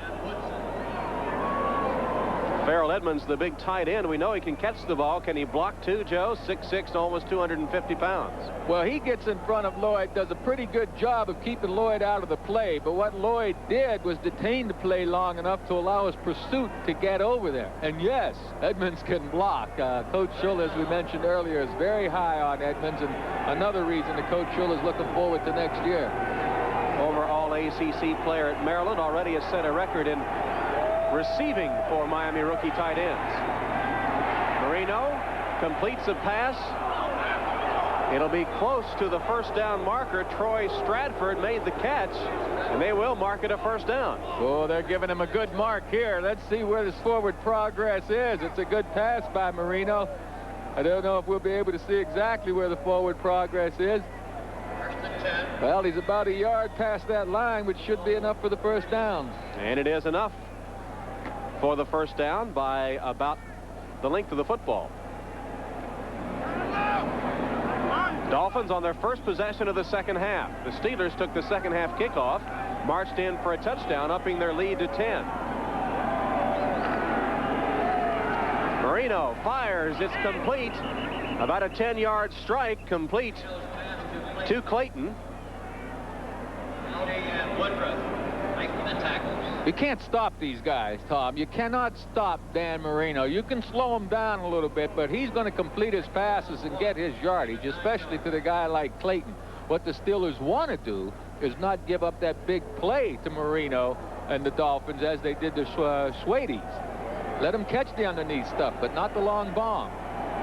Second and less than a yard for the Dolphins.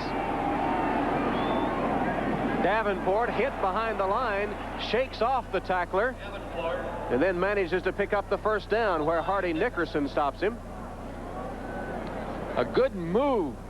Good move that time by Davenport. Nickerson will get up there to make the play, but not before Davenport's able to make the first down. He shook off Greg Lloyd behind the line and managed to pick up first down yardage before Nickerson, who's having a fine year, made the stop. Nickerson had 10 solo tackles against the Chargers a week ago.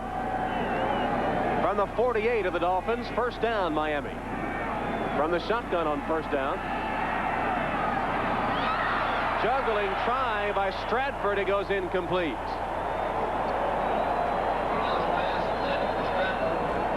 Kind of a strange looking pass that time from the strong arm Dan Marino. He kind of laid the ball up that time, and Stratford couldn't quite handle it. He gets one hand on it right here and tries to get it back, but Nickerson's right there. You see, you don't always have to be around that receiver right on top of him to break up the play. Nickerson was beaten a little bit, but he recovered quickly enough to cause the incompletion. 2nd and 10, Miami. 6:55 left in the third quarter. 27-17 Steelers. Marino's pass. The ball was in the air as Marino was feeling the pressure before Clayton made his cut, and it sails incomplete. Yeah, Dan felt like he had a little bit of pressure when he didn't that time, or else Clayton took it a little deeper than Dan was anticipating. So far, though, this pass protection streak of not allowing any sacks in the last 11 games, only 7 so far this season by this Dolphin offensive line, is intact. What do they need for 1989 on offense? Well, naturally, they'd like to get that running game going. Coach Shula told us yesterday that they need a big running back. They're going to look at Davenport today, give a lot of work to him, but they'd like to get a big running back. Duper being out is a big question mark for next season. So wide receivers and a big running back. Complete to Stratford in the flat, shakes off a couple of tacklers, but is stopped short of the first down. Hardy Nickerson really on fire here in the second half. Gets back to stop Stratford short of first down yardage. Yeah, and this surprises me, why Dan throws this ball to the short receiver so quickly. I mean, there's his own defense with a lot of players in that area, and they complete the thing, sure, but meantime, they're still 4 yards short of the first down. So on 4th, Reggie Roby is in to punt, and Woodson is deep for the Steelers. There's Roby. And Woodson at his own 10. Straight up in the air by Roby. Woodson calls for a fair catch, takes it at the 21-yard line. Well, that one may have brought snow. A few flakes coming down here at Three Rivers. We'll take a break. Go to 27-17 Pittsburgh. First and 10, Pittsburgh ball. River Stadium, where the temperature is rapidly dropping, and what happened to those rather fetching-looking burgundy earmuffs you had to start before the game? These are working pretty good. Right now, the Steelers, I think, would like to keep this ball on the ground, but, you know, Bubby's been sharp passing the ball, so I wouldn't be surprised to see him continue to mix it up. Steelers look like they're taking control of the game right now, and with that running game that's been good for them today, we would expect that they'll keep it on the ground here. But like you say, Brister has been awfully tough through the air as well. Here they go to the run on first down, and this is Warren Williams.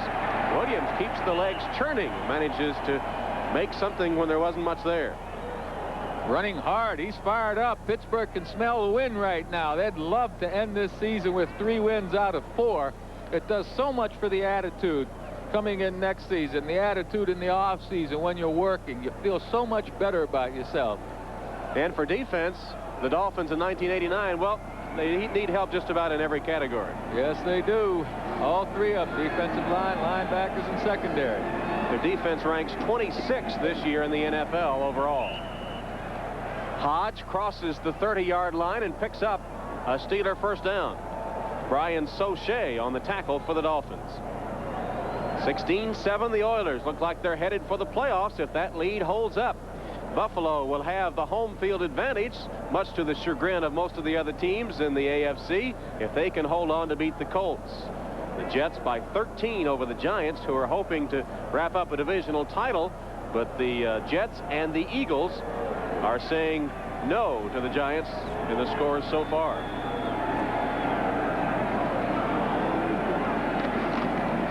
Williams, blockers in front. He's to the 35 to the 36-yard line. Good blocking out front by Terry Long, number 74. He's been injured, has had a leg problem, and hasn't been able to work much in the last week or so. DeMonte Dawson's been playing for him, but watch out in front. Looky here, 74. He's out there leading the way right now, and it's a good sign for the Steelers. Certainly, they love to have Long back in there. Long looked like a bowling ball out there. He's the shortest lineman in the NFL at 5'11". He was taking them down like bowling pins. 2nd and 4 for the Steelers. Williams was hit, staggered a little bit, then lost the football. It's still loose. I think the Steelers got it back.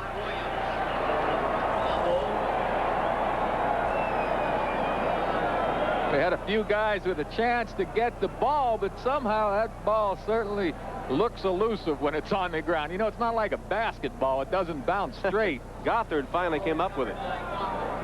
You'll see the ball come loose as he gets hit. About right in here. Yeah, it's his own man. He bumped into his own man, and Soche couldn't quite handle the ball. Well, Soche had it and dropped it. Then Gothard gets it.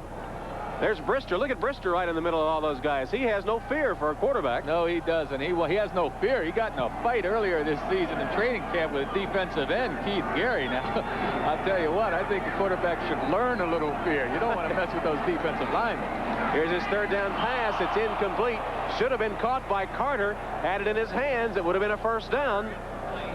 He's having a hard time holding on to the ball. He dropped it on the running play. Now he drops a sure 1st down completion, and it would have kept this drive alive. You know, the umpire was right there in the middle, and that could have possibly blinded Carter just a little bit. I believe it did. I believe it sort of broke his concentration on the ball for a moment.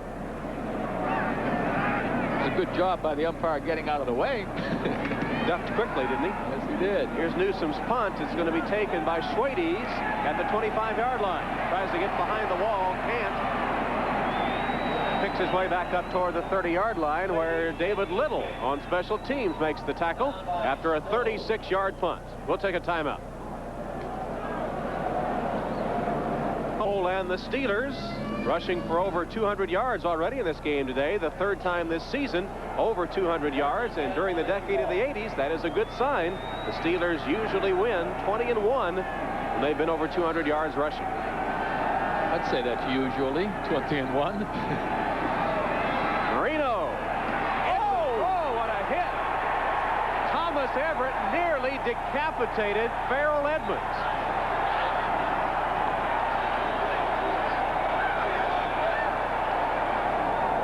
This is a meaningless game. Oh, my goodness, what a hit.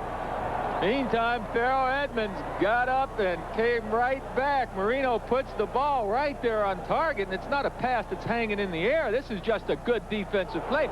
You know, had Edmonds caught the ball cleanly, he might not have had to pay this price. Here you see him bobble the ball, and boom. Oh, my goodness.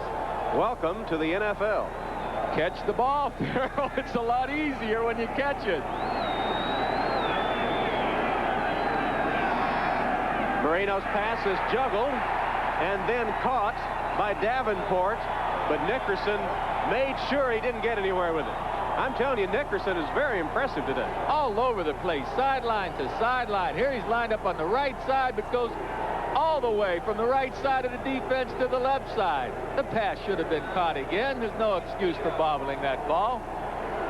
You know, Nickerson made Robin Cole expendable, and you can see why today. Marino, after he delivered the ball. 3rd and 8 for the Dolphins.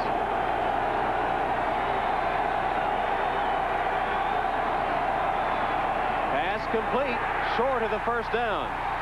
Stratford driven out of bounds at the 35-yard line by Dwayne Woodruff. Gee, I don't understand that, Tom. As sophisticated as this passing attack is, as good a passer as Marino is, he threw right into a zone defense where Woodruff was just waiting. Threw into the zone defense well short of the 1st down. I don't understand it. That's really poor play selection or going to the wrong receiver in that case.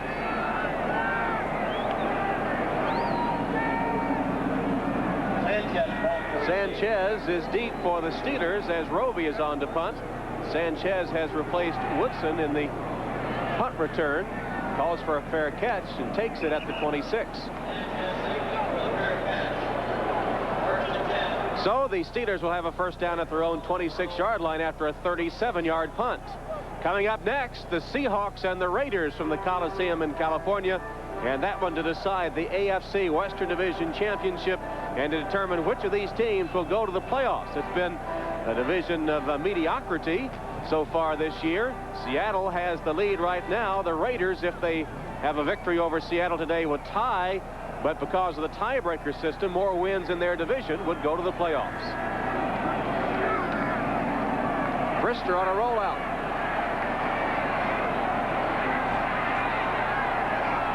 Didn't have enough arm for it. Gothard came back to try to get it, but the pass still came up well short.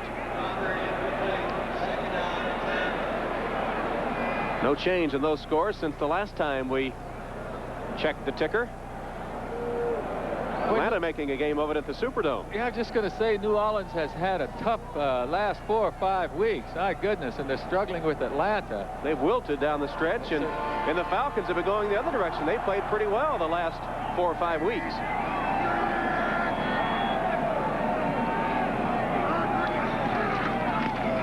Williams cuts back across the 30 to the 32-yard line. Mark Brown and Bud Brown. The Brown brothers. They're not brothers, but they get a piece of the tackle each. You know, we haven't mentioned Hugh Green all day, and I don't think it's because Hugh Green is not playing good football. They're just staying away from Hugh Green. Every time it seems like most of the running attack has been going to the right side and going up the middle. They still have a lot of respect for Hugh Green. Been to the Pro Bowl a couple of times, though plagued by injuries. Has 2.5 sacks on the season. Former All-American here at Pittsburgh. He and Marino, 2 of the 4 players that have had their jerseys retired by Pitt. Brister's pass is complete to Carter. And will it be enough for the first down? Depends on the spot. Yes, it is. First down, Steelers. They've converted 9 of 13 third downs today. Well, that's the end of the third quarter of play here at Three Rivers Stadium in Pittsburgh with the score, the Pittsburgh Steelers 27, the Miami Dolphins 17. We'll be right back after these messages from your local station. Chilly afternoon in western Pennsylvania. The Steelers leading the Dolphins 27-17 with the ball and a first down on their own 37.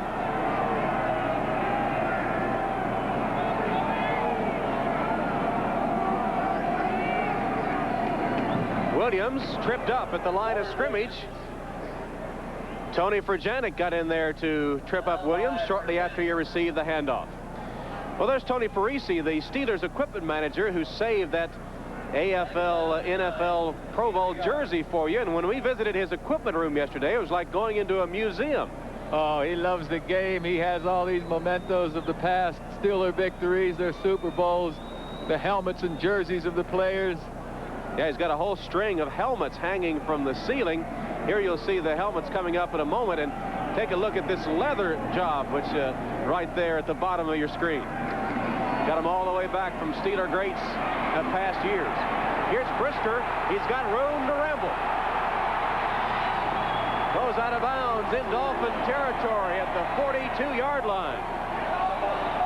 Brister has shown us some scrambling ability today. That one went for 19 yards. He is the 5th leading rusher on this team. Terrific athlete. He can do it all. He has the quickness. He can't find the receiver. Watch the block by number 60, Brian Blankenship. Right there. That's what springs Bobby Brister. Now he sees he has all the room he wants. He puts the ball away, and I don't think it's the last game of the season, but he went out of bounds a little bit early. I don't think that's the reason. I think he got all he needed to get and was happy about it. Well, it's still the longest run of his career at 19 yards. The previous long rush had been 13. Williams, good blocking. Williams taken out of bounds at the 20-yard line. They say he stepped out at the 22. 20 yards to the rookie Warren Williams. Once again, number 60 pulling out to lead the way along with Wolfley. The left guard and left tackle open up that huge hole for Williams, and he's able to make the big gainer. And Williams, the rookie out of Miami, with 101 yards rushing today. That's some awful good blocking in there by Wolfley, number 73, and Blankenship, 60. That's why they're not so big and heavy. They want those guards and tackles that can pull for the trap blocks. Steelers with a first down at the Dolphin 22, and Brister calls a timeout. It must be something that he didn't like in his own formation, because he had 4 seconds left on the play clock. In any event, we'll take a timeout. The Steelers up by 10. Buy the new generation of Oldsmobile. Step into the future now at your Oldsmobile dealer. Buy Michelob Dry. One taste and you'll drink it dry. And buy Remington, your grooming expert. John Offerdahl, the outstanding Miami linebacker going to the Pro Bowl, has a sprained right ankle and may not return. Merrill Hodge carries the football for the Steelers and gets short yardage up the middle, where Brian Sauché stacks things up. Sauché did a good job that time of fighting off the block and falling back in there, and it looks like Hodge is shaken up on the play a bit.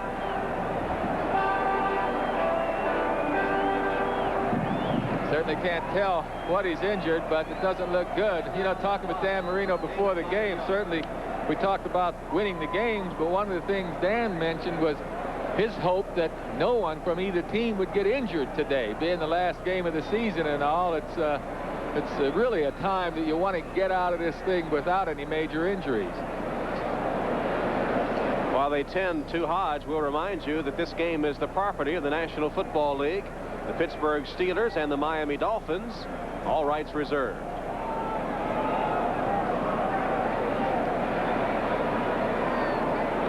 Well, we've talked about players wanting to earn a spot for next year and wanting to go out on a positive note, but there are some too that have the bags packed, the van loaded, and at the final gun will be out of here. How did you react to games like that? I tell you what, I was always the last one out of the locker room when we played because of treatment in the training room, because of visiting with the media. But when it was the last game of the season, I was the first one out of there. I promise you, I had my plane ticket. I was at the airport about 40 minutes after the game, heading south down to Miami, I might add. Well, here's Hodge being assisted from the field. He's gained 74 yards today. See if we can tell what he hurts here. I really can't see what's happened to him. Kind of bent backwards there in the pileup. But I don't know what it would be. He's carried 16 times for 74 yards. Maybe hurt his right shoulder as he received a blow from Sauché at that spot. And his back bent pretty good. Could be a back, too. We'll find out from Dan Edwards pretty soon, the Pittsburgh Steelers PR director. He's replaced by Frank Pollard, is Hodge. Pollard has carried 23 times for 56 yards this season and has said he probably won't be back next year. Brister throws for the end zone. Lockett is there, but can't get it. Lockett had double, maybe even triple coverage, and Brister lofted it out of the end zone. Yeah, but Lockett was turning on the speed, boy. He was outrunning those defenders. Had that ball been on the playing field, Lockett could have gotten to it. He didn't quit on the play. He just flat out ran him. 3rd and 5 coming up for Pittsburgh. Talking about Frank Pollard, he has career 3,952 yards, which is 4th in Pittsburgh history. It needs 14 to pass Dick Hoke for 3rd place. Franco Harris way ahead in 1st place for the Steelers, had over 11,900 yards. Brister fumbled and got a good bounce right back to him, and that ball will fall incomplete. Intended for Lips, it bounced off his shoulder pads and went incomplete, and now a little skirmish breaks out. Well, that was a wild play. Brister got a fortuitous bounce, delivered the ball, and then it bounced off Lips' shoulder pads. Incomplete. Well, he gets a good bounce here, and he finds the receiver all right, but the ball's a little inside, and the defender is right there to break it up. It's a good thing for the Steelers this ball wasn't picked off. So Anderson will try a field goal. He hit one earlier today, and at this range, he is 8 for 9 this season. It's going to be a 35-yard attempt.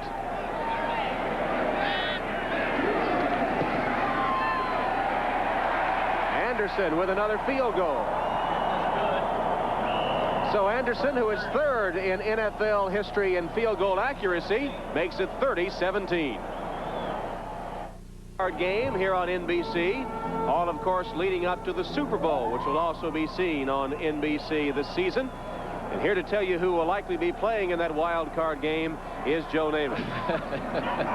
Well, I want to watch this kickoff here, and we'll get back to it. Oh, what a hit! Joe Cribbs did take a vicious hit from Anthony Hinton, the linebacker of the Steelers, who was down there on special teams. I tell you, that wild card picture's still a little bit confusing to me, Tom. I haven't been able to figure it out. I know Cleveland is in the hunt, certainly. Well, if Houston beats Cleveland and they're ahead now, they'll be the wild card. And I believe, since Indianapolis is losing to Buffalo, that the other would be New England, despite their loss at Denver yesterday. Well, if New England does, in fact, get in, Ray Berry ought to be considered for Coach of the Year. With the injuries he's had up there at New England, he's done a remarkable job keeping them in the hunt. In any event, you can see the wild card game. We don't even know where it will be next Saturday here on NBC. Davenport, nothing there. Tries the other side. Less that way. Thrown back to the 20 with Darren Jordan leading the charge. And Cornell Gowdy there as well. In fact, a lot of black shirts were around the ball carrier. Do what you do best, Miami. Throw the football. There's Davenport going around left, but meantime, there's a group of Steelers over there, not allowing him to get outside. Number 95, Greg Lloyd, fought off the block by Edmonds, and, you know, I can't figure why Miami wants to try to even run the ball now.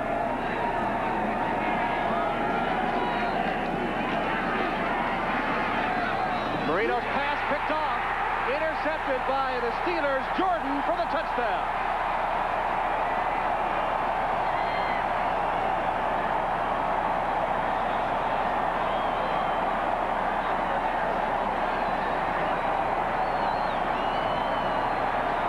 Darren Jordan, a happy man, gets his Christmas present early, too. Once again, it's not Dan Marino's fault. He puts the ball right there where he's supposed to, but Troy Stratford can't quite control it. Right through his hands, and here's that Christmas present. 28 yards he'll ramble for the touchdown for the Steelers. His first career interception, the second interception of a Marino pass for a Steeler touchdown today. A Marino pass, two of them that were both on target. The receivers should have caught both of them. Cotton? What kind of word is that? Well, your lips are cold, I know that. Anderson with another point after. Gary Anderson, by the way, in his point after department, had made 202 straight before he had the string broken this year. That was the third longest point after string in the NFL. He's got a new string going, and the Steelers have indeed taken command of this game. With 12:07 left, they've gone up 37-17. All right, talking about that wild card, it's time to check in with some other... Hey, the president's here. You said this wasn't a big game. Houston 23-14 over the Browns now in Cleveland, and Buffalo with a substantial lead over Indianapolis. So if my arithmetic is correct, I believe it'll be Houston and New England as the AFC wild card. The Giants are fighting back within a touchdown of the Jets. And they sure need it, because if Philadelphia wins and the Giants lose, the Giants are out of it. Look at Atlanta. They're about to eliminate the Saints from any hopes of the playoffs.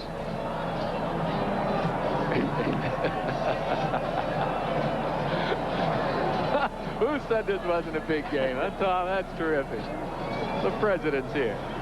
Are you sure? I'm really not sure that is the president, is it? I've never seen him moonwalk before, but...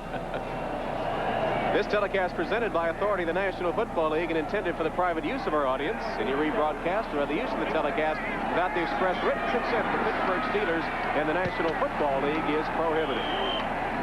Cribbs on the Steeler kickoff. Comes back upfield before Lupe Sanchez puts the hurt on him at about the 28-yard line. Joe Cribbs resurfacing as a kickoff returner for the Dolphins. And as Coach Schola told us yesterday, Cribbs isn't finished. He has a lot of football left in him. He hasn't had a chance to play very often in the regular offensive set this year, but Cribbs is going to be around after this season, folks. Maybe not here in Miami or for Miami, but he will be around. Well, for the first time in Dolphin history, we've had 2 interceptions returned for a touchdown. A dubious distinction today for Marino, and as Joe pointed out, not entirely his fault. That one right on the money to Scott Schwades for a Dolphin first down. Thomas Everett hit Schwades, but not until he had 16 yards. Good pass protection right now, but with this 20-point lead, these Steelers are laying back and they're trying to jar the ball loose. Right now you see, oh, a pretty good hit right there by Thomas Everett. He wants to just close the gap and try and jar the ball loose, but Schwades does a terrific job of holding on to the ball. Dolphin first down at the Miami 46. Marino again. Edmonds was open. Pass a little low, and he couldn't hold on. And is getting some jawing down there from the defensive player, Cordell Gowdy. Yeah, Dan's smiling a little bit. He's saying to himself, you know, what are you going to do? All right, fellas, let's start catching the ball. It can become frustrating for a quarterback to have so many passes drop when you're throwing the ball right on target. This would have been a big gainer right down the center of the field. Very catchable pass. Marino. See how he reacts to another drop pass. Oh, my goodness, what are we going to do, huh? One record that is still intact is that he has not been sacked. Hampton on the handoff. Ball's loose. Steelers all around it. Somebody's got it. Here he goes. That's Everett. Tackled from behind. Lloyd was out there blocking for him. Everett seemed to be heading for the end zone, but Farrell Edmonds caught him from behind to save the touchdown. Lloyd jarred the ball loose. Everett picked it up. And the Steelers about ready to turn another Dolphin turnover into points. Well, the ball takes a good bounce for Nickerson, but he can't quite hold on to it. And then you see Everett pick it up. Now, Edmonds shows some good speed right here and being able to catch that speedy defensive back. Well, the Dolphins are self-destructing right before our eyes. Oh, Coach Schuler's got to be a little frustrated. I mean, they've advanced the ball. They've had these drop passes. Passes go in the receiver's hands and then out for interceptions. It's very frustrating for the coach and the rest of the team. From the 11, Frank Pollard straight ahead inside the 10. Merrill Hodge has a rib injury and has been taken to the locker room, so Pollard, number 30, replaces him. Chuck Knoll on the sideline. About to end the '88 season on a very positive note. This young team, I expect, will be much improved in 1989. Oh, sure. That win they had at Houston a couple of weeks ago was a big win. When you beat a quality team like the Houston Oilers in their own backyard, you've done something. And that's inspired this whole Steeler team. Of course, they fell asleep after that last week when they went to San Diego. They beat a good team. They go down to San Diego, and they lose to a team that they really feel like they should have beaten. Finally woke up in the fourth quarter, but it was too late. Here's Williams to the 5-yard line. Just inside the 5. It'll be third down for the Steelers. And about 3 or 4 yards for a first down. Pollard does a pretty good job of trying to get number 99 out of the way, Graff, but he didn't quite get his head in the right side, or actually had his head on the right side, but he ran past him. Right now, with third down, I wouldn't expect the Steelers to put the ball in the air because they have a 20-point lead. 3 more points would give them a 23-point lead. Don't risk passing the ball. At least that's my philosophy. They do have 4 wide receivers in. A couple to either side. Troy Johnson has not been in often today, but is in at the moment. And Brister will throw. Throws it away. Yeah, I don't like that call, Tom. You know, I mean, the result was an incomplete pass. But with that 20-point lead, field goal certainly is going to force Miami into 4 scores of some kind. So why take the risk of putting the ball in the air? Anderson for another field goal. Anderson trails only Morton Anderson and Nick Lowry in all-time NFL field goal percentage. Over 77%. This one from 22 yards.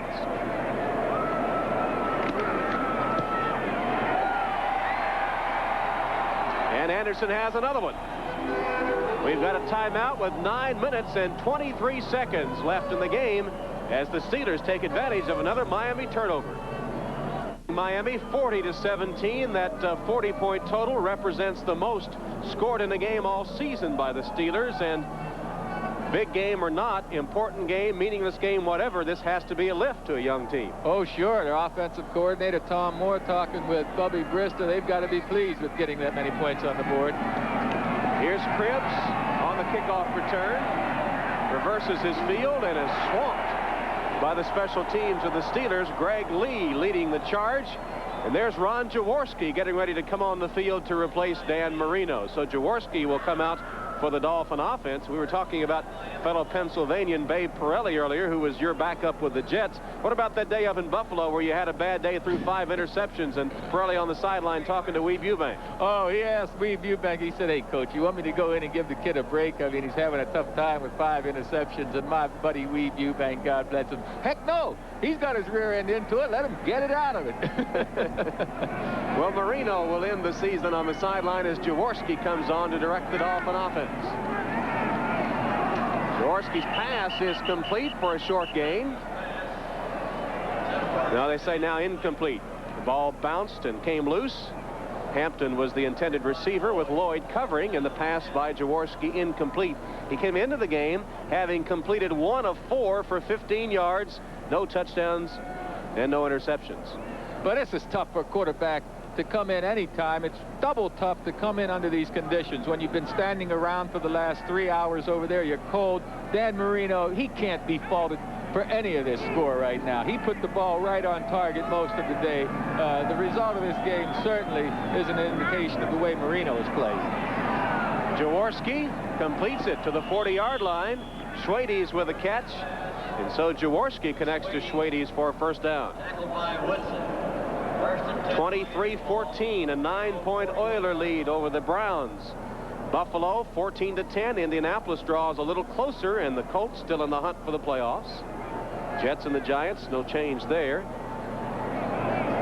And the Falcons with the lead on the Saints. Tampa Bay is up its edge on the Lions. Drops pass again. That one dropped by Davenport.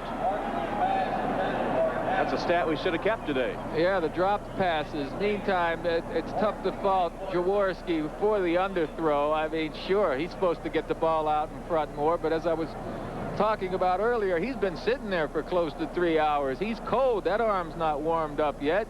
Hey, he's supposed to catch the pass anyway, Davenport is. That's really one of the poorest performances I've seen by a group of receivers. This Miami Dolphin team, and the Steelers have had some drop passes today, too. After the Dolphins had been so spectacular Monday night in their game against the Cleveland Browns. Flag down. Looked like the Steelers were offside. Edmonds with a catch holds on to it as he is slammed to the turf at about the 36-yard line. Cornell Gowdy put the hit on the big tight end. Steelers were offside. Penalty declined. Lloyd was offside. It'll go in the books as a 24-yard reception by Edmonds. Well, Jaworski, the Polish rifle out of Youngstown State, he still has it. He still has a strong arm, and he's smart. He can read these coverages. He knows just where to go with the ball. He's got some playing time left, too. Now, Jaworski's been playing. Heck, he's in his 14th year, but I wouldn't be surprised to see him play another year. Played with the Rams and the Eagles prior to Miami. Had only played 1 game with the Dolphins. There's a Jaworski pass that is complete to Stratford, who struggles for yardage. Jaworski came into the game ranked in the top 20, Joe, in the NFL, and yards passing, attempts, completions, holds virtually all the Eagle passing records. Here you see Ron looking all over the place looking for a receiver, and he finally at the last second gets the ball out to Stratford. He knows where his receivers are. Jaworski's a very intelligent quarterback. He's got another completion. Davenport caught it, put a hand down to keep his balance, and picked up a Dolphin first down close to the 20. Well, these Steelers right now are going to make sure they don't get beaten deep. We mentioned that earlier in the game. They wanted to force Marino to have to hit the short passes. Well, that's what they want to do right now with Jaworski. They don't want to give up the long, quick score. Jaworski's pass behind the receiver. Still able to make the grab was Mark Clayton. Clayton hadn't given up. No, and that's something I'll tell you, Coach Shula's looking at, too. He's watching this Dolphin team. They're behind now 40-17. He's keeping an eye on how they play. He wants to know about the character of these players right now. Jaworski has a touchdown strike to Clayton. Jaworski, bang, bang, bang, takes the Dolphins down the field, hits Clayton for a 13-yard score, and Jaworski coming in cold did a good job. Clayton just gets downfield, then turns to the inside, and the ball's right there. Looked like Clayton kind of put an acting job a little bit on Dwayne Woodruff, just kind of jogging downfield, and here you see Jaworski put the ball in the right spot. Look at that. Gee, well, he drilled it right between the defenders. Impressive. Woodruff and Gowdy were there, and Jaworski put it right in Clayton's breadbasket. Extra point is good. Jaworski hit on 6 of 8 for 77 yards on that drive. And the Dolphins come a little closer. It's now 40-24. Steelers with the lead, and 6 minutes, 37 seconds left.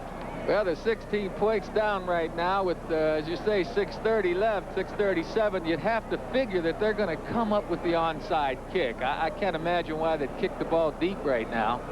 Well, Joe, a big day for college football comes up on January 2nd. We're calling it Championship Monday here on NBC. And how do you feel about being a leadoff hitter? You and I will be in Tampa for the Hall of Fame Bowl. The first bowl game of the day is LSU takes on Syracuse. And then the Fiesta Bowl, Notre Dame and West Virginia for the national championship, and the Orange Bowl with maybe the best team in the country, the Miami Hurricanes, against number 6 Nebraska. It'll be quite a day. Boy, we've got 3 fine games right there on NBC, and I'm certainly looking forward to that LSU-Syracuse game. Boy, it's an evenly matched game, isn't it? Yes, it is.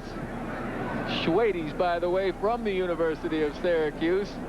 I don't know how much catching of passes he had to do up there, but he's been impressive today. We also have Brian Kinchin, the Dolphins' backup tight end, a rookie from LSU, in the game today. So LSU and Syracuse, a couple of evenly matched teams in the Hall of Fame, followed by the Fiesta and the Orange on NBC. The Steelers aren't expecting the onside kick, and I'm a bit surprised. There it is. Got to go 10 yards. Flag on the play. Steelers have it. Yeah, but I don't understand why the Steelers weren't all up there with one safety back. I mean, they should have had 8 or 9 guys right up there expecting that short kick. Instead, they had their regular return team in. Got to go 10 yards. Stuckey touched it before the 10 yards, and then the Steelers come up with it. There was also a penalty against the Dolphins, but Greg Lloyd of the Steelers was the man that came up with the football. And like you say, normally that's the time when they put out the call for the hands team. I think that was a mistake, certainly, by the Pittsburgh Steelers special teams coach. You should be expecting an onside kick in that situation. Special teams, a bit of a problem for the Steelers this year, especially their punt protection, with Newsome having 6 block kicks, and the coaches say not his fault. It's been the protection. Pollard rambles straight ahead, and he may have passed Dick Hope now for 3rd place all-time in Steeler history for rushing the football. He needed 14 yards coming into today. Clock ticking down toward the 6-minute mark. It'll be 2nd and 3 after that 7-yard run by Frank Pollard in his 9th year out of Baylor. We mentioned Dick Hoke, the offensive backfield coach of the Steelers. Now, he had a 10-year playing career for the Steelers. Heck, I used to come up to Forbes Field and watch him play. The good old days. Pollard again. He's got a first down to the 35-yard line. Yeah, the old days of Forbes Field, where the Pirates also played in those days, and Steelers had their home games there. Once again, some good blocking out in front. And officially, Pollard does become the 3rd leading rusher all time in Pittsburgh history, passing Dick Hope. And gets a cheer as that stat is seen on the big screen here at Three Rivers, and teammates congratulate him. And a bittersweet moment, because he has said he probably will not be back, and that has to be on his mind a little bit. Oh, it sure does. When you've got a feeling it's the last game of your professional career, it's a very emotional time. He's still running hard. Here's Pollard again, breaking tackles and fighting the defense, going straight ahead. And Mike Webster, what are his thoughts now? Well, Mike has been kind of secretive about this, and talking with him, he said, hey, Joe, I'm just going to take this one game at a time. I haven't made any definite decisions yet. I read in the paper today here in Pittsburgh that one teammate said that Mike had told him he was going to retire, but in talking with Mike myself, he still doesn't have any definite plans. Once again, Coach Shula's keeping a close eye on this defense in Miami. He wants to see which one of these guys, if any of them, are going to lay down now. Sure, they're getting beaten. There's big Mike Webster. What a warrior, huh? Well, the thought is maybe he will return and help break in a new center next season, but he hadn't made up his mind. Here's Williams. Williams turns the corner. He's shown us some good running today. Well over 100 yards on the afternoon for Warren Williams, the rookie. Once again, they're getting some good blocking out front by Long, number 74. He leads on the play, and just a big hole. You know, the Steelers have a potential center, a young man named Chuck Lanza out of Notre Dame, who his idol, by the way, is Mike Webster. They also have DeMonte Dawson, who is a guard but can play center. So if Mike Webster does retire, it's between Lanza and Dawson at this point. First down at the 17. Pollard, tough running close to the 10-yard line. Bud Brown and Williams on the stop for the Dolphins. The 10-minute ticker. And while we look at the scores, Joe, what about the frame of mind of Webster now? We saw him there on the sideline and saying to himself, maybe this is my last game. That's got to be kind of a bittersweet moment. Oh, it is. I mean, his whole life he's been a football player, and then to leave the game, no, you're not going to be on that field anymore. No, you're not going to be really sharing the camaraderie with the players that you've shared for so many years. It leaves you with a very empty feeling, you know. It's a feeling that I never experienced until I knew it was my last game in '77 with the Rams. It's not a good feeling. Pollard close to the 5-yard line, and the Steelers are right at 300 yards rushing today. Their ground game has been devastating, as you might expect, against a Dolphin team that ranks right at the bottom, near it, 26th in the league in rushing defense. Now, these Dolphins on defense, they're getting graded. The coaches are going to remember how these guys are playing even at this stage of the game, and if they don't start doing a little better job, you may not see all of these defenders back on the Miami squad next year. From the 5-yard line, first and goal for the Steelers, who already hold a 40-24 lead. Clock shows 2 minutes and 34 seconds left in the game. Frank Pollard again got a couple. Bud Brown, Rick Graff make the tackle for the Dolphins. T.J. Turner was also there. Surely the Steelers won't run another play before the 2-minute warning. They'll let that clock run all the way down, and I don't expect the Dolphins to be stopping the clock anytime. Well, the Steelers will indeed let it tick down to the 2-minute warning. It's been a long afternoon and a long season for Don Shula and the Miami Dolphins. 2-minute warning. Steelers lead 40-24. Ending down here at Three Rivers Stadium. The playoffs begin next week, and it's prediction time, Joe. Who do you like to make the Super Bowl? Well, naturally, we don't know for sure. San Francisco's been playing very well these last few weeks. Minnesota, with that loss at Green Bay, certainly surprised me. But Minnesota, when they get it together, is very tough. Chicago, I don't know if they can win it with Tom Zach at quarterback, and with McMahon having not played, right. I don't think McMahon's going to be very effective. One thing for sure, it's been a crazy wide-open year, hasn't it? And a fun year to broadcast games because you never know what's going to happen. You never know what's going to happen. We saw Houston just beat the tar out of Cincinnati a couple of weeks ago. Then Cincinnati bounced back. They're certainly a team to be considered potential Super Bowl champion. And the Buffalo Bills, they can do it. Certainly have one of the best defenses. And their offense can be explosive with Jim Kelly. So the race for the Super Bowl very wide open. Second and goal from the 3. Pollard blasted back by the center of that Miami defense. Let's check our report cards for the day now.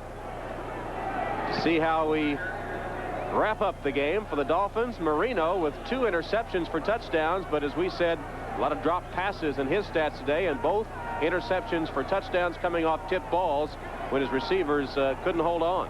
And that Davenport statistic's a little misleading. 6 rushes for 67 yards when one of the rushes netted him 64. So actually the Steelers defense has done a fine job. And for the Steelers, boy, their rushing game has been the story. Brister was sharp too, even though his stats aren't great. He looked pretty good, but it's been the ground game of the Steelers. Williams, he's hit hard.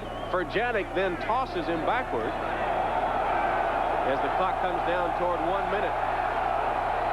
And on 4th down, the fans want him to go for it.